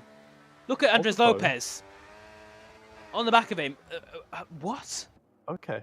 I reckon we give him a lap to settle into these tyres. If he doesn't dive it back in the pits to set a new set on, He's we got know to. something's Surely. realistically, surely it's way too wet. There's no way he's going to be able to get these tyres to work. Well, and Nathan Cook in the chat, he's in a Ferrari for a reason, correct. And a bit of contact with Andres Lopez. Oh, it's gone from worse to brilliant to worse. And have I cursed a fourth driver? I feel like you might have. Dylan's into the wall nearly on the back of Lopez. Yeah, he needs to get back into the picture. He's got a 3-second penalty. It is all over for Dylan Warren now. All of that effort to be screwed over by the F123 game. What a shame. What a shame for Dylan Warren. That is... It's all down to Soriano. Soriano's in the pits. Please, Mirko, don't pit onto Hards. He's onto Inters. They've got something right down at the Ferrari garage. I mean, I feel like we've got to write home about that one. As Dylan calls it back in the pits, it's obvious it was a game bug. It's a mistake. It's not what Dylan wanted. The Ferrari mechanics teleporting back out, getting those intermediates sorted again. No words. And overall... He's lost 20 seconds at least. He's lost probably 30 or 40 seconds he's lost there. I feel internally angry myself. I mean, at the same time as well, this will level it back out to what they should have been on. Mm-hmm. The rest of the drivers, if they've made an early pit stop for Inters, they're going to have to pit once again. That gap, right, we'll have a look at the gap to lead up. 45 seconds between Rishan and Dylan. Rishan's got to come out 20 seconds clear. So he's got a 3-second penalty. Mirko as well. He's now 11 seconds ahead of Dylan. Remember before, I was saying Dylan's 14 seconds ahead. He's now lost all that. He's back. So the strategy's probably over now for at least for Dylan. Mirko, he's still got something he can use with that strategy. I think Dylan's main thing now will be just holding people that might be a little bit quicker. Rishan enters a pit. Daniel Kelton stayed out. Lenny Pinter stays out as well, but he's obviously on the younger tyre, so he can stay out longer. Of course, Will Lewis now back in towards that P3 position unless he also decides to pit. He does. 17 laps left. They're going to get these tyres to the end, but they're going to be a little bit worn out by then, won't they? Absolutely. They'll be screaming in pain, overheating, no more tread left on the tyres, no more grip available, no traction zone pulling away anymore for these drivers. They'll be going through the thick and thin as well. Also gets a wing change there as well. So I believe that might jump Mirko ahead of him and maybe put Dylan closer towards him. Now, this isn't fair. Jono Trepkov is driving through Lenny Pinter's lapped car and he's driving through. Now, to me, that is not right. Because that will disrupt Lenny, of course. Yeah. I mean, realistically, distractions, they're so easy to come by. It could be just a slower car next to you. It could be a car a couple yards off in the distance. But it is still a horrible distraction for these drivers to deal with. Lenny, of course, now, he wouldn't necessarily be too worried. But when those big red proxy arrows start approaching you, regardless of if it's a lapped car, you start getting a bit worried. You start overthinking. It's just an unnecessary distraction for Lenny Papinta while he's on the hunt here for Daniel as well, as I'm sure Daniel will be looking to try and swing it into the pits this lap. No, he stays out. He's trying something a bit different. Lenny as well following it through, and of course you've got the McLaren in P19 following him there in the background as well. Right, so on board with Lefty. He's just on the back of Codwin and Golo. They're heading through towards the hairpin, a little bit wide there from Lefty. And as I was saying, they were doing good in 7th and 9th. They hit each other, now sitting 14th and 15th. At this point, Josh, I might as well just keep my mouth shut because that's what. If we include teams, that's technically that's 5 drives I've cursed today. 5. I should just quit. Tell you what, tell everyone how much you wouldn't want Bert Mylander taking a car out. Or VA and RC are going to be paying me some money for that because I've helped them a lot. Their biggest rival, Dylan Warren, is now pretty much out of contention for a podium, out of contention for a top 5. He goes fastest. And I feel like the worst part of him now is that he knows his quickies. His quickies on track, but all that stupidity from the EA F1 game has ruined it. And that's Daniel has he lost his front wing, or was that someone else who's lost their front wing? Someone's lost their front wing somewhere. Someone else. Oh, for a minute I thought I cussed someone else. Oh, it was nearly went from worse to worse. So Daniel's still leading away. He's got a front wing, just to clarify. Lenny's in second. Rishan is in third. He's 14 seconds back from Lenny. He's 15 and a half back from Daniel. He will take the lead of the race again, I think, at this point, because of him already having that pit stop. Daniel's into the pits. Lenny is into the pit lane. So we'll see now where Rishan comes out. And I think he'll come out by a landslide. He will come out a lot further than these guys as they head in towards, as Rishan heads in towards Raskas. He'll come out to turn 1. And Josh, well, we're going to say Rishan will DNF because that will mean he'll win. I mean, me, at Rashad least. here, yeah, he's looking like in a league of his own. He had that 2/10 gap in qualifying, which was absolutely huge. It was monumental. And it looks like he'll be getting a grand lead over his teammate with Veloce drivers in 1 and 2. They'll be looking to keep this for the rest of the race. They'll be looking to protect themselves in the championship. They'll be looking to make advances on Race Clutch and Ferrari at the same time. They'll be looking good. They are. And Will Lewis into the top 5. Now he's on the back of Monaco, so he could be looking for a good position here for the Williams team. His teammate Valentine Bruffaert, well, that just hasn't gone to plan at all, has it? He's got a penalty. He's down in P17. His race is over as well, unfortunately. So Williams relying on Will Lewis to do the job for the team. And we got Andres. He's 3.5 seconds back from Dylan Warren. Dylan's 2 seconds back from Will, so we could even see an overtake from Dylan Warren on Will Lewis. And part of me thinks that Dylan could probably get that penalty removed because he didn't really cut the track properly, did he, at turn 10? He hit the wall and went straight on. I wouldn't say that is classed as corner cutting because he gained no advantage. On the hard tyres in very wet, yeah, I don't feel like he gained anything. Surely that should be removed. I'm not a steward, but I'm just giving my piece about it. But we'll see what happens, of course, at the end. But Lenny Pepita, he is very quick on those tyres. He could be looking to pressure Daniel Kelton. And if he can get ahead of Daniel, Rishan's up the road on 2-lap older tyres. We know it doesn't mean everything, but an advantage is an advantage. And Lenny Pepinta's going to have to use any sort of advantage he's able to find, especially around Monaco. It's the place where, you know, some disadvantages. I think back to Daniel Ricciardo's days at the Red Bull, having part of his engine fail on him, being 80 brake horsepower down, still being able to hold on to the lead in the dry conditions. But obviously, this isn't dry. Not yet, at least. Despite what the game wants Dylan's car to think, it's not dry. It's still very much, raining, very much into conditions at this point. The rain has eased up a little bit. So it'll be down to Lenny to try and use that little bit of an advantage he's got to pressure Daniel into maybe a mistake or two so that he could get hunting on Rashan. Dylan Warren is starting to remind me of Fernando Alonso. Remember, 2023 Monaco. Fernando would have won the race because he pitted earlier, but they pitted him onto mediums, didn't they? Instead of the Inters. So Dylan Warren is suffering from Fernando Alonso syndrome here today at Monaco. He's now in the mid-pack, P6, was looking for a win. That's gone. Out of the window for the Ferrari. But Marco Soriano, however, in P4, he's 10 seconds back from Lenny and Daniel and Rishan. He's got the oldest side, so he's also not really going to gain much. If anything, his rest of the race will be to defend from Will Lewis, because Will is going to slowly gain, but that gap's 6.6 seconds. Maybe it won't get down to the fact where will be fighting for position at the end of the race, but it could do. So, Mirko's got to keep that pace and also get ready to defend if necessary. But Dylan, he's 2.7 seconds back from Will, so he's gaining time.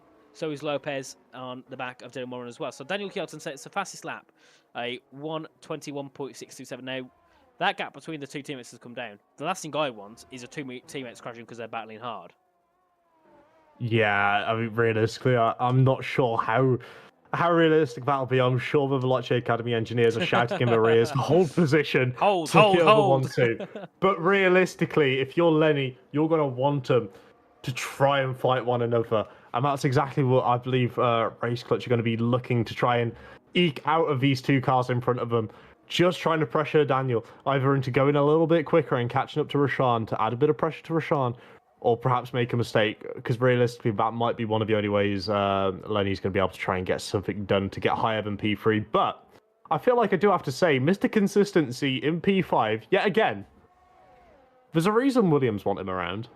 It's because he's always P5. He's a good, reliable point scorer, I'll tell you that much. Well, actually, I like Will Lewis a lot because he gave me some iRacing tips yesterday in my stream on Twitch. I was streaming a bit of iRacing Master, and he actually gave me some tips. So, Will Lewis, I'm not going to say he's going to win because I'm not going to curse him. Someone's going to keep my mouth shut about him, all right? I want him to do well. Someone's going to leave it as it is. I'm not going to curse the 6th driver in this race because I don't know what it is today, but yeah, all I'm going to say is I'm going to be hated in the chat later on Discord. I'm going to be absolutely slaughtered by these drivers because I've ruined many, many races today. I'm the cause of Ferrari possibly losing the championship lead. I mean, some might say rightfully so.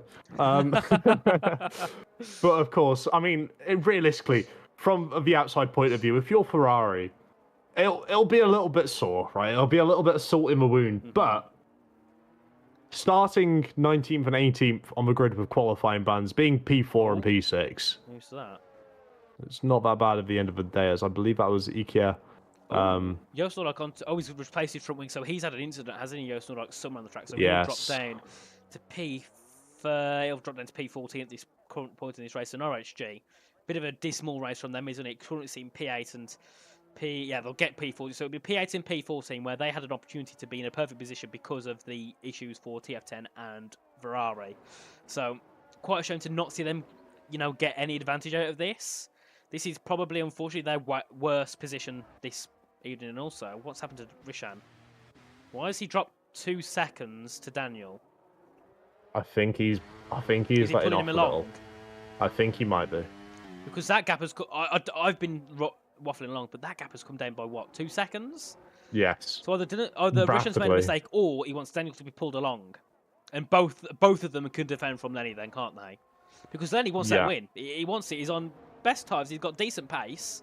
So Lenny Pepincha is going to be in the hunt. But the issue is just say this is the fact that Daniel's quicker. Do they have to let him through? Do Veloce need to say, right, Rishan, as much as we want you to take this, Daniel's quicker? Or do you think they'll say, right, hold together and just hold off Lenny? Because it's a difficult situation. Obviously, we don't know what's going down at the Veloce camp. But, if this is in the scenario what I'm talking about now, what do they do? Because it's a heart-wrenching situation, isn't it, as an engineer to say, let him through, when you've took pole and you've been the fastest driver the whole race. Absolutely is, but I feel like they're going to have to either work together on track and try and hold these positions as a unit, or they're going to have to end up pulling the good old switcheroo to let Daniel pass, because these newer intermediate tyres, you can just see the grip difference in them.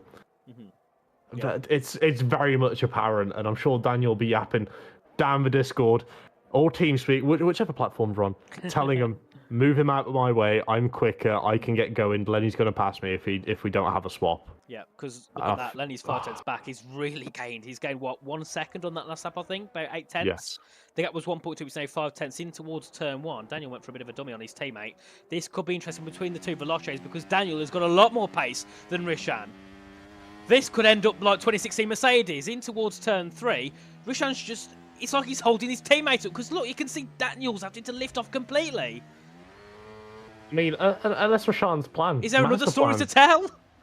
I mean, potentially. I mean, a little bit of impact never hurt anyone, but I'm sure the Veloce Academy won't be wanting this. This is their chance to really close up to Race Clutch and Ferrari in the standings. The worst case scenario for them is both their drivers have an accident similar to the SRT team, and end up getting both cars punished for one driver making a move. And realistically, it doesn't matter how much they're going to be battling on circuit. Someone will have to, pick up the strands for it at the end of the race and have that internal discussion at Veloce and kind of make it a little bit more clear that these guys need to work together, regardless of how little, they want to play second fiddle. Someone's got to. Indeed. Otherwise, they're both in, a position where Lenny can get an overtake done. And don't forget, there's still 10 laps sorted of this race, right?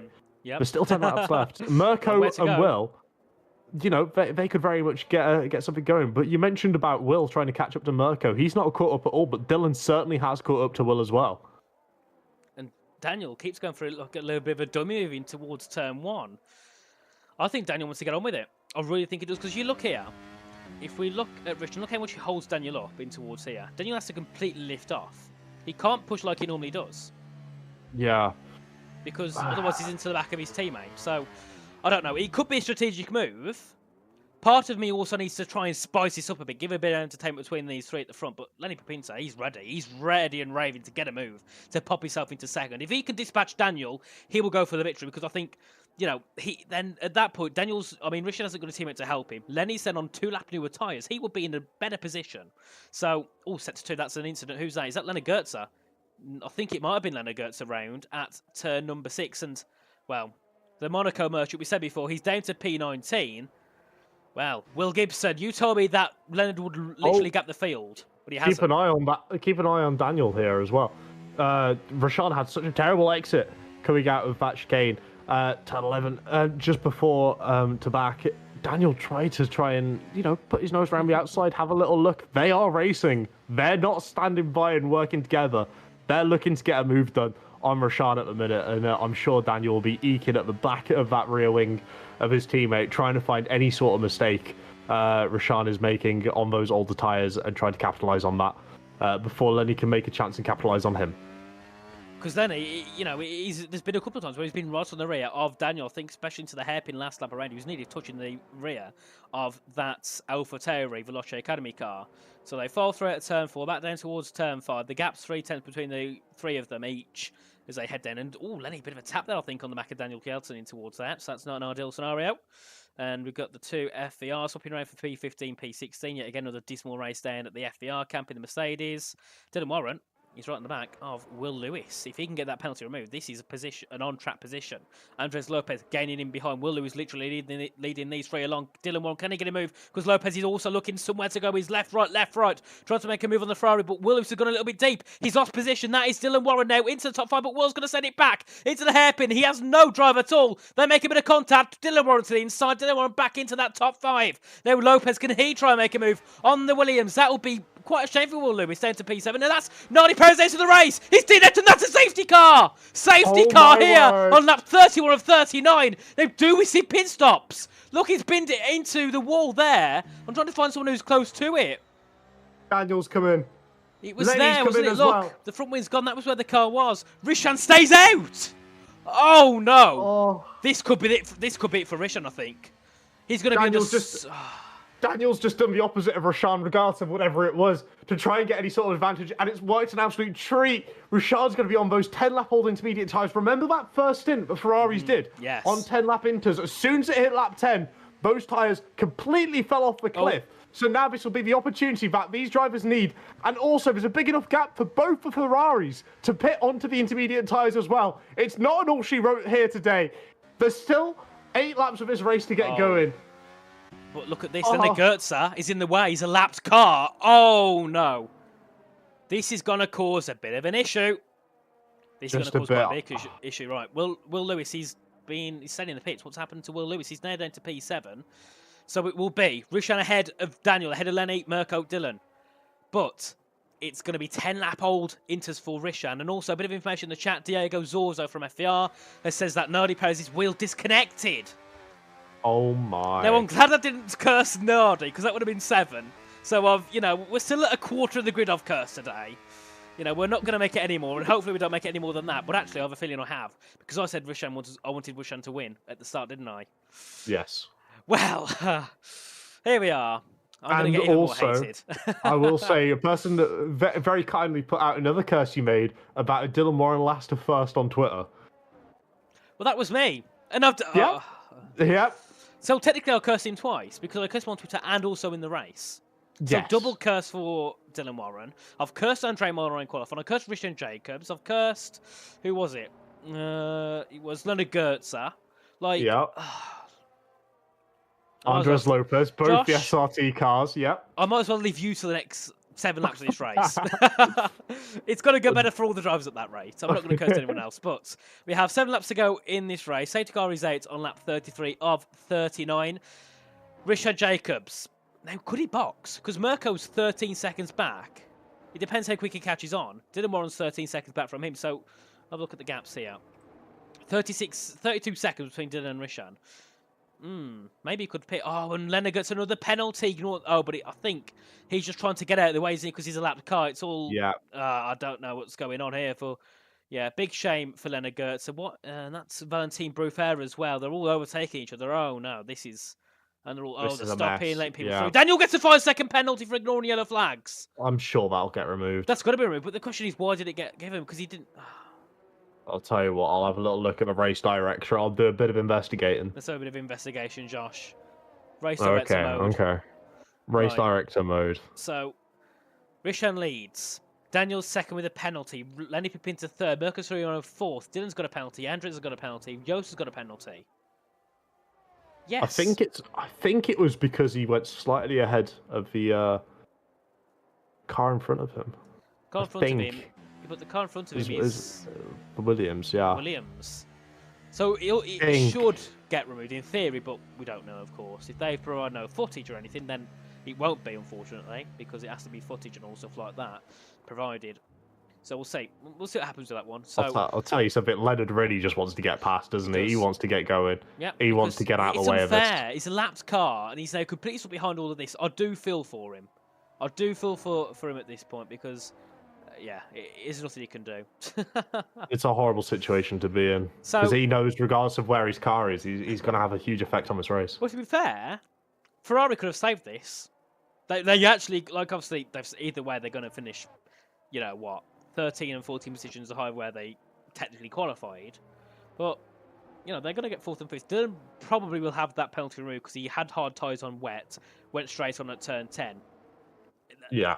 What can he do? Nothing. It wasn't as if he was full throttle through it. He tried to brake and the car just wouldn't stop. But then, with penalties applied, Will Lewis is on for a P4. So it's all confusing at this point. It's like watching Abu Dhabi 21, isn't it? I think a little bit. I'm getting flashbacks. Lapped cars under a safety car? Oh dear. Well, I wouldn't mind the flashbacks.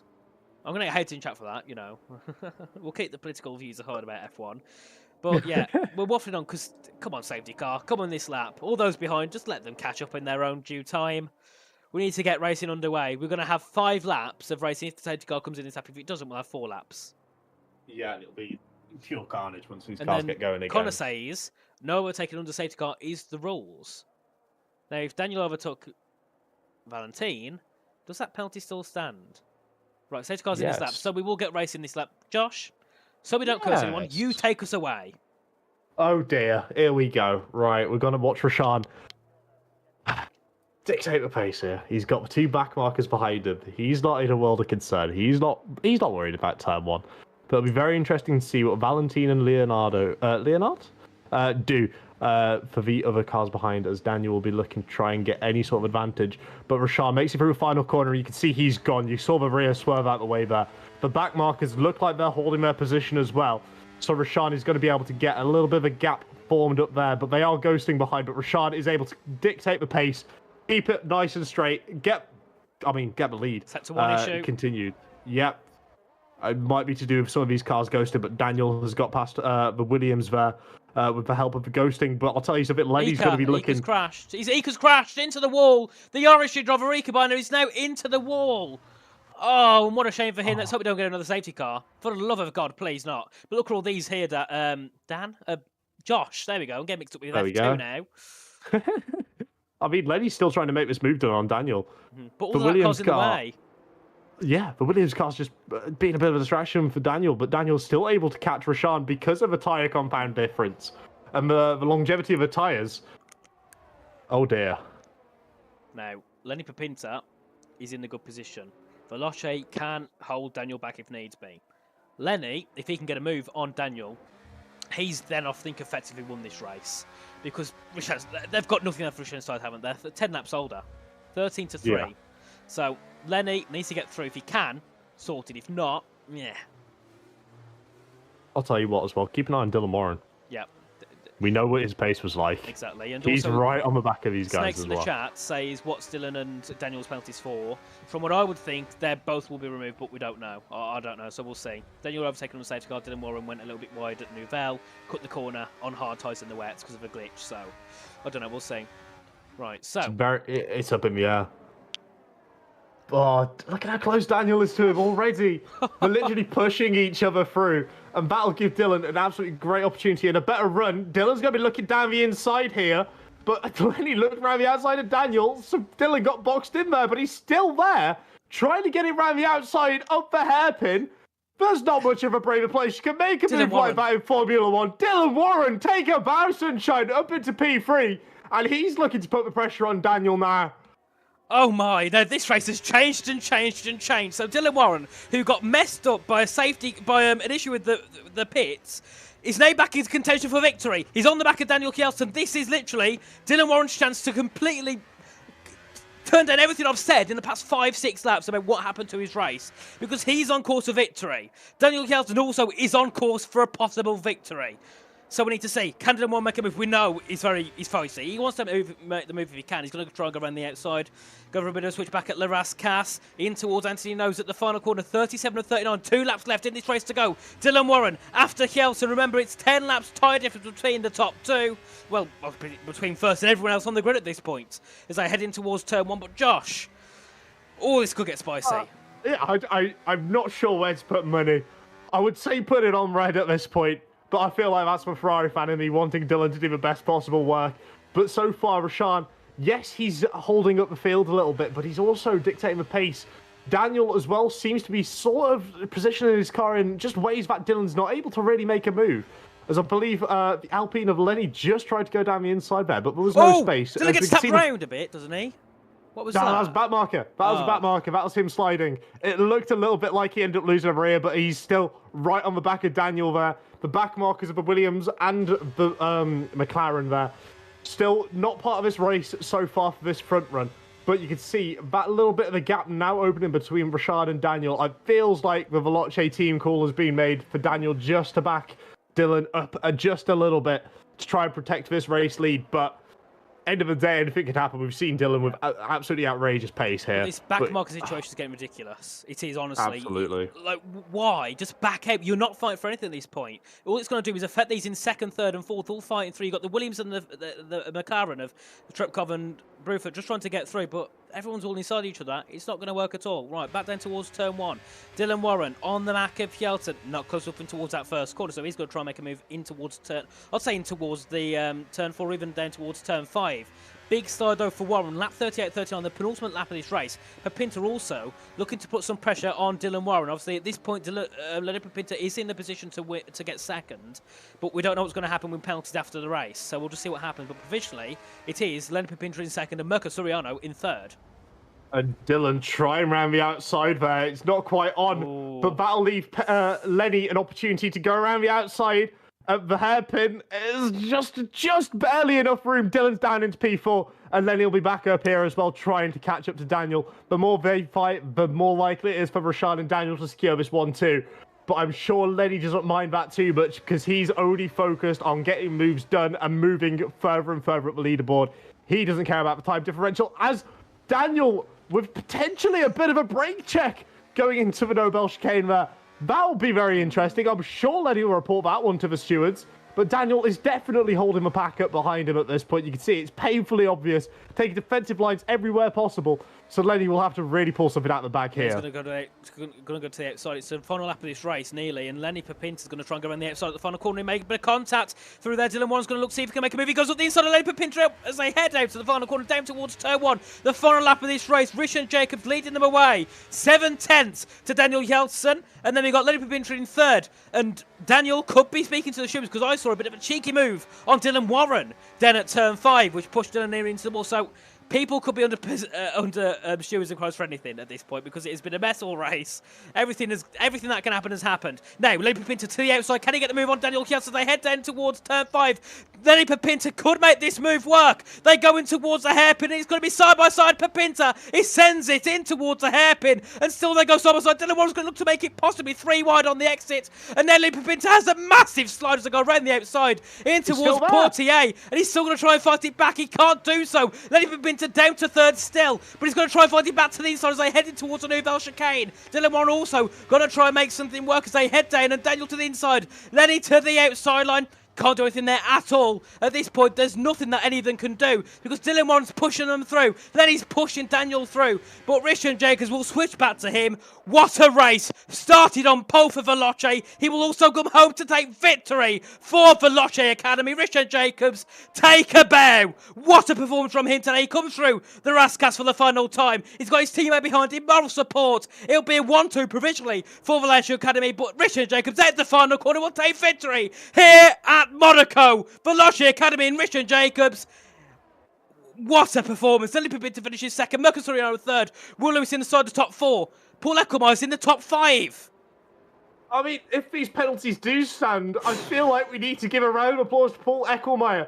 Basically starting from the back. Well, I mean, he did start from the back. He was very, very back with the grid penalty. He's found himself in P5.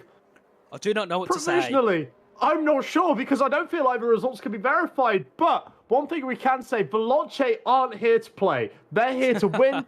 And they've shown what they're capable of around Monaco. And it'll be very, very interesting to see what they're going to be like next time out. But Rashad, take a bow. Phenomenal race. Phenomenal qualifying. I'm sure he's thinking how grateful he is to have a teammate behind him for that last stint, though. Daniel, Great from him indeed. And we look through, we got Nelson Alves finished P7. A great job from him as well, considering he was pretty much out of it earlier on. Lopez not 8th. Daniel Knight obviously could get that removed, possibly because of all the issues with the safety cars and the yellow flags with the lap cars. Josterdijk into the top 10. He was down to 14th after he had an incident early on, so he's made some positions. And Andre Molnar, P11. He's only one down from where he qualified, so bravo to him. I think that's equaling Vroome's best performance this season. So well done to them indeed. And we'll look through the final classification very shortly after this Monaco race. And to be fair, Josh, never thought I'd say that Monaco has probably been my favourite race in a long, long time. Yeah, I would have to agree with you. It's been absolutely chaotic. It's been brilliant. I don't feel like we could have asked for a better race around Monaco. We asked for rain. It gave us rain. But I'll tell you something. I don't think Ferrari can be too upset with their result. They can't. They started 19th and 18th. They finished 3rd and 5th. Paul Leclerc, last to 5th. Great job from him. But Richard Jacobs takes victory here around the Principality ahead of Lenny Pipinta and Mirko Soriano. Will Lewis in the top 4, along by Paul Leclerc.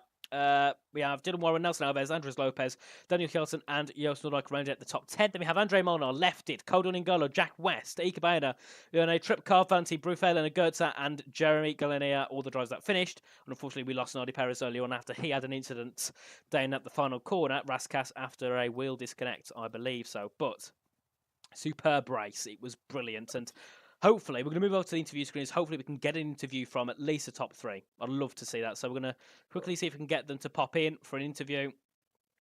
Yes, hopefully, fingers crossed, because I want to understand what on earth just happened there.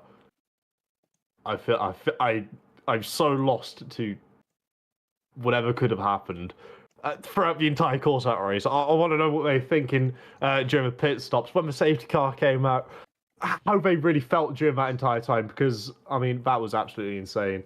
I mean, yeah, we're looking to probably get a lot of the penalties on the grid removed from a lot of the drivers here, but that'll be down to the steward's discretion. It's not ours. We can't make it, so it'll be down to the drivers and the teams to report it, for the steward's team to investigate, and they'll come up with something which will match the rulebook and be familiar with, well, the rest of the decisions they've made here at E-Series. Mm-hmm. Indeed, and Rishan is figuring out where to go. So we're going to bring them all in. Rishan's going to go to the waiting room he's in. So, Altis Lawrence, no, we're not having an interview with him at all, so he can wait, little beg. Right, so, hello, Rishan. Oh, hello, it's been a while. It has been a long, well, it hasn't been a while really, but here in the commentary box it has, but well, it's never thought I'd be saying I'd be commentating over your victory. So first of all, well done, of course. Great, honestly, absolutely phenomenal. Great job. I expected you to do well because you're always great at this track, but I'd say you were probably the quickest on track, bar Dylan. You and Dylan were pretty much on par. But honestly, give us a run through of that race and kind of what happened for you. I mean, it was probably the most stressful and yet again my best ever race. I'm not even gonna lie. This has been probably my best and most complete ever race. And we got off the line quite well. And I saw like 3 laps in, we made a little mistake on the setup, and it was causing our tires to overheat. I had not done any rain at Monaco, and it was really stressful for me, so I was taking it really, really quite easy in the first couple of laps. And just having that stress in the first part of the race, not knowing what the car is going to be like on the inters, it was really stressful. And it was I think we timed everything perfectly as a team, and I'm mega thankful for Daniel as well for working together so incredibly well in that last part of the race, the last couple of laps. And he's done an incredible job, has Daniel, for like the entire team, and just mega grateful for like everyone within the team. Mm-hmm. Yeah, it was. Yeah, I definitely didn't expect that at all. So just congratulations indeed, and Daniel as well. Worked incredibly well with you indeed. So obviously, do we see you next time, round 5, Canada? We don't know really. I'll have a look, and we'll see from there. And also, do you think you can do the same again tomorrow at Las Vegas? I hope so. Considering it hopefully won't be wet. Yeah, this was the most stressful race in my life. So yeah, anyway, that's all from me. Well done indeed. And Josh, anything from you quick before we let Roshan go? I mean, it was fantastic, mate. Qualifying, the race, the whole package there today. I mean, fair play. There wasn't much left on the table you could have done. Yeah. Ah, man, this was yeah. Thank you for the words again, but yeah, this was really stressful. I might have to get a new heart after this. Well, Rishan, do we get to see the shoey? Because you did it when Nicholas Latifi got Oh, P10 yeah. in Silverstone, so we need another one now. Victory Monaco. I might see you might see one on Twitter coming by. So Yeah, yeah. thanks for joining us, Rishan. Thanks for reminding me about that. I'll probably do one when I won at Monaco. I think I should do one with you as well. Make it fair, like I did before. You might see one on Twitter, so be sure to check that out. Thank you, Rishan, for joining us, and we'll see you again next time. Have a good one. Yeah, thank you. Bye. Right, next we've got the other part of the Veloci Academy. Daniel, welcome in. Hello. Hello. So obviously you didn't finish on the podium with penalties, but you should get that penalty removed because of was it the issue with Valentine with the lapped car? Wasn't it? Yeah, definitely. It's gonna get removed. Yeah, lapsed car. Yeah.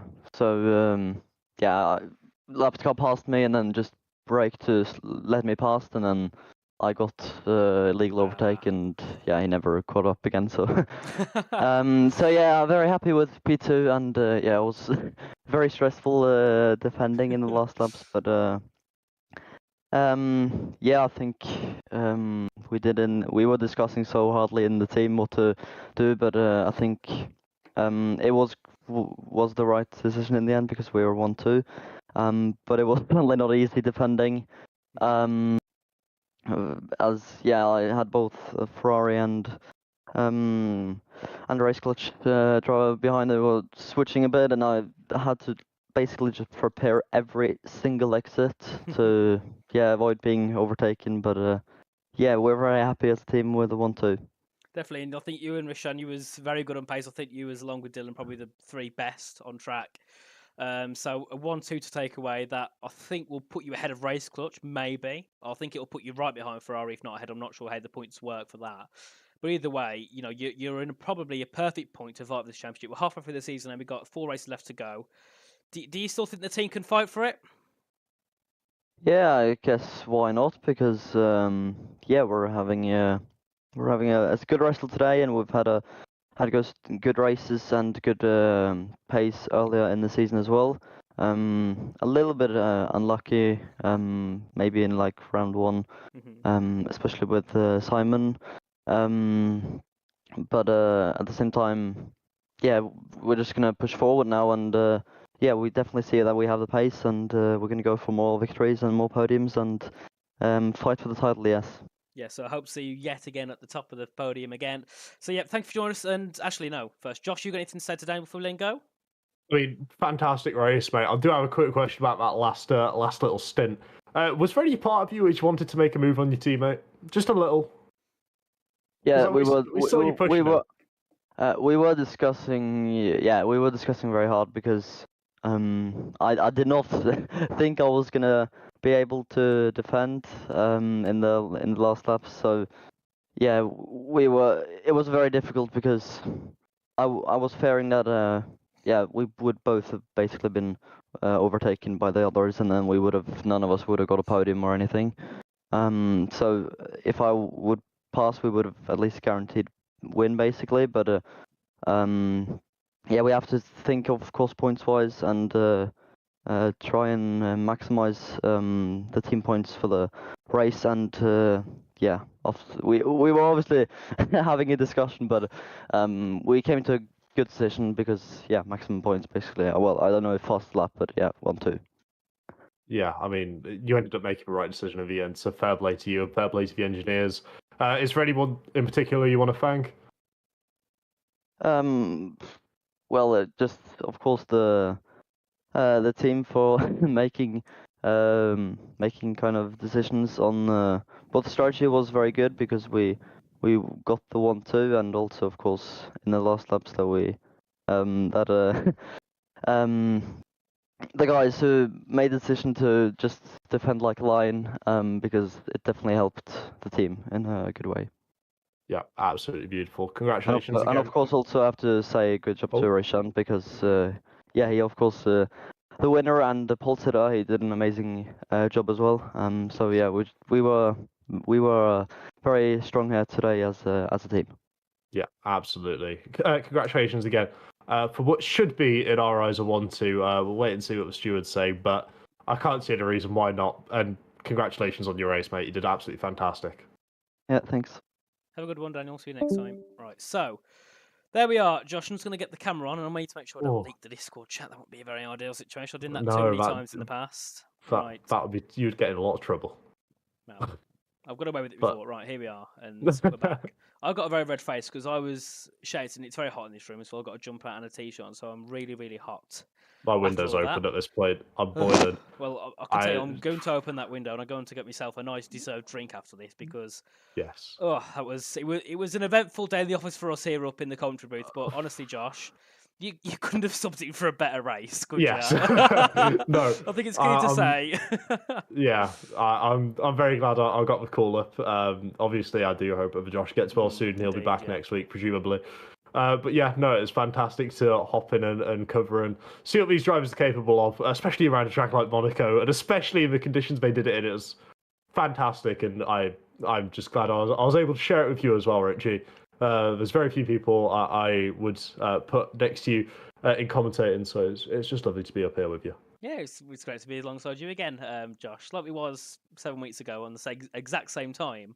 Exactly. just over at the TBC instead, so a bit of a different scene, obviously the same show. But yeah, great race, enjoyable. I loved it, and it's great to see the championship at the top being very close. I think we'll see Race Clutch, Ferrari, and Veloce be very close in points. I think maybe 30 or 40 separating the three as we head in towards Yes. Montreal at round 5. Obviously, just over the halfway point of the season now. And just thank you to everyone in the chat. The chat has been lively today. It's been the most active I've seen this season so far. Everyone in the chat putting their opinions, seeing what's going to happen, what they think will be best, who's messed up on strategy. You know, it's always lovely to see everyone tune in. I don't always respond because it's hard when the race is going on. But honestly, you know, it does mean a lot to everyone who does put things in the chats, and of course, obviously, support to the league, the drivers, and also us as well here in the commentary box. So, nothing else from me at all. Josh, anything from you before we depart?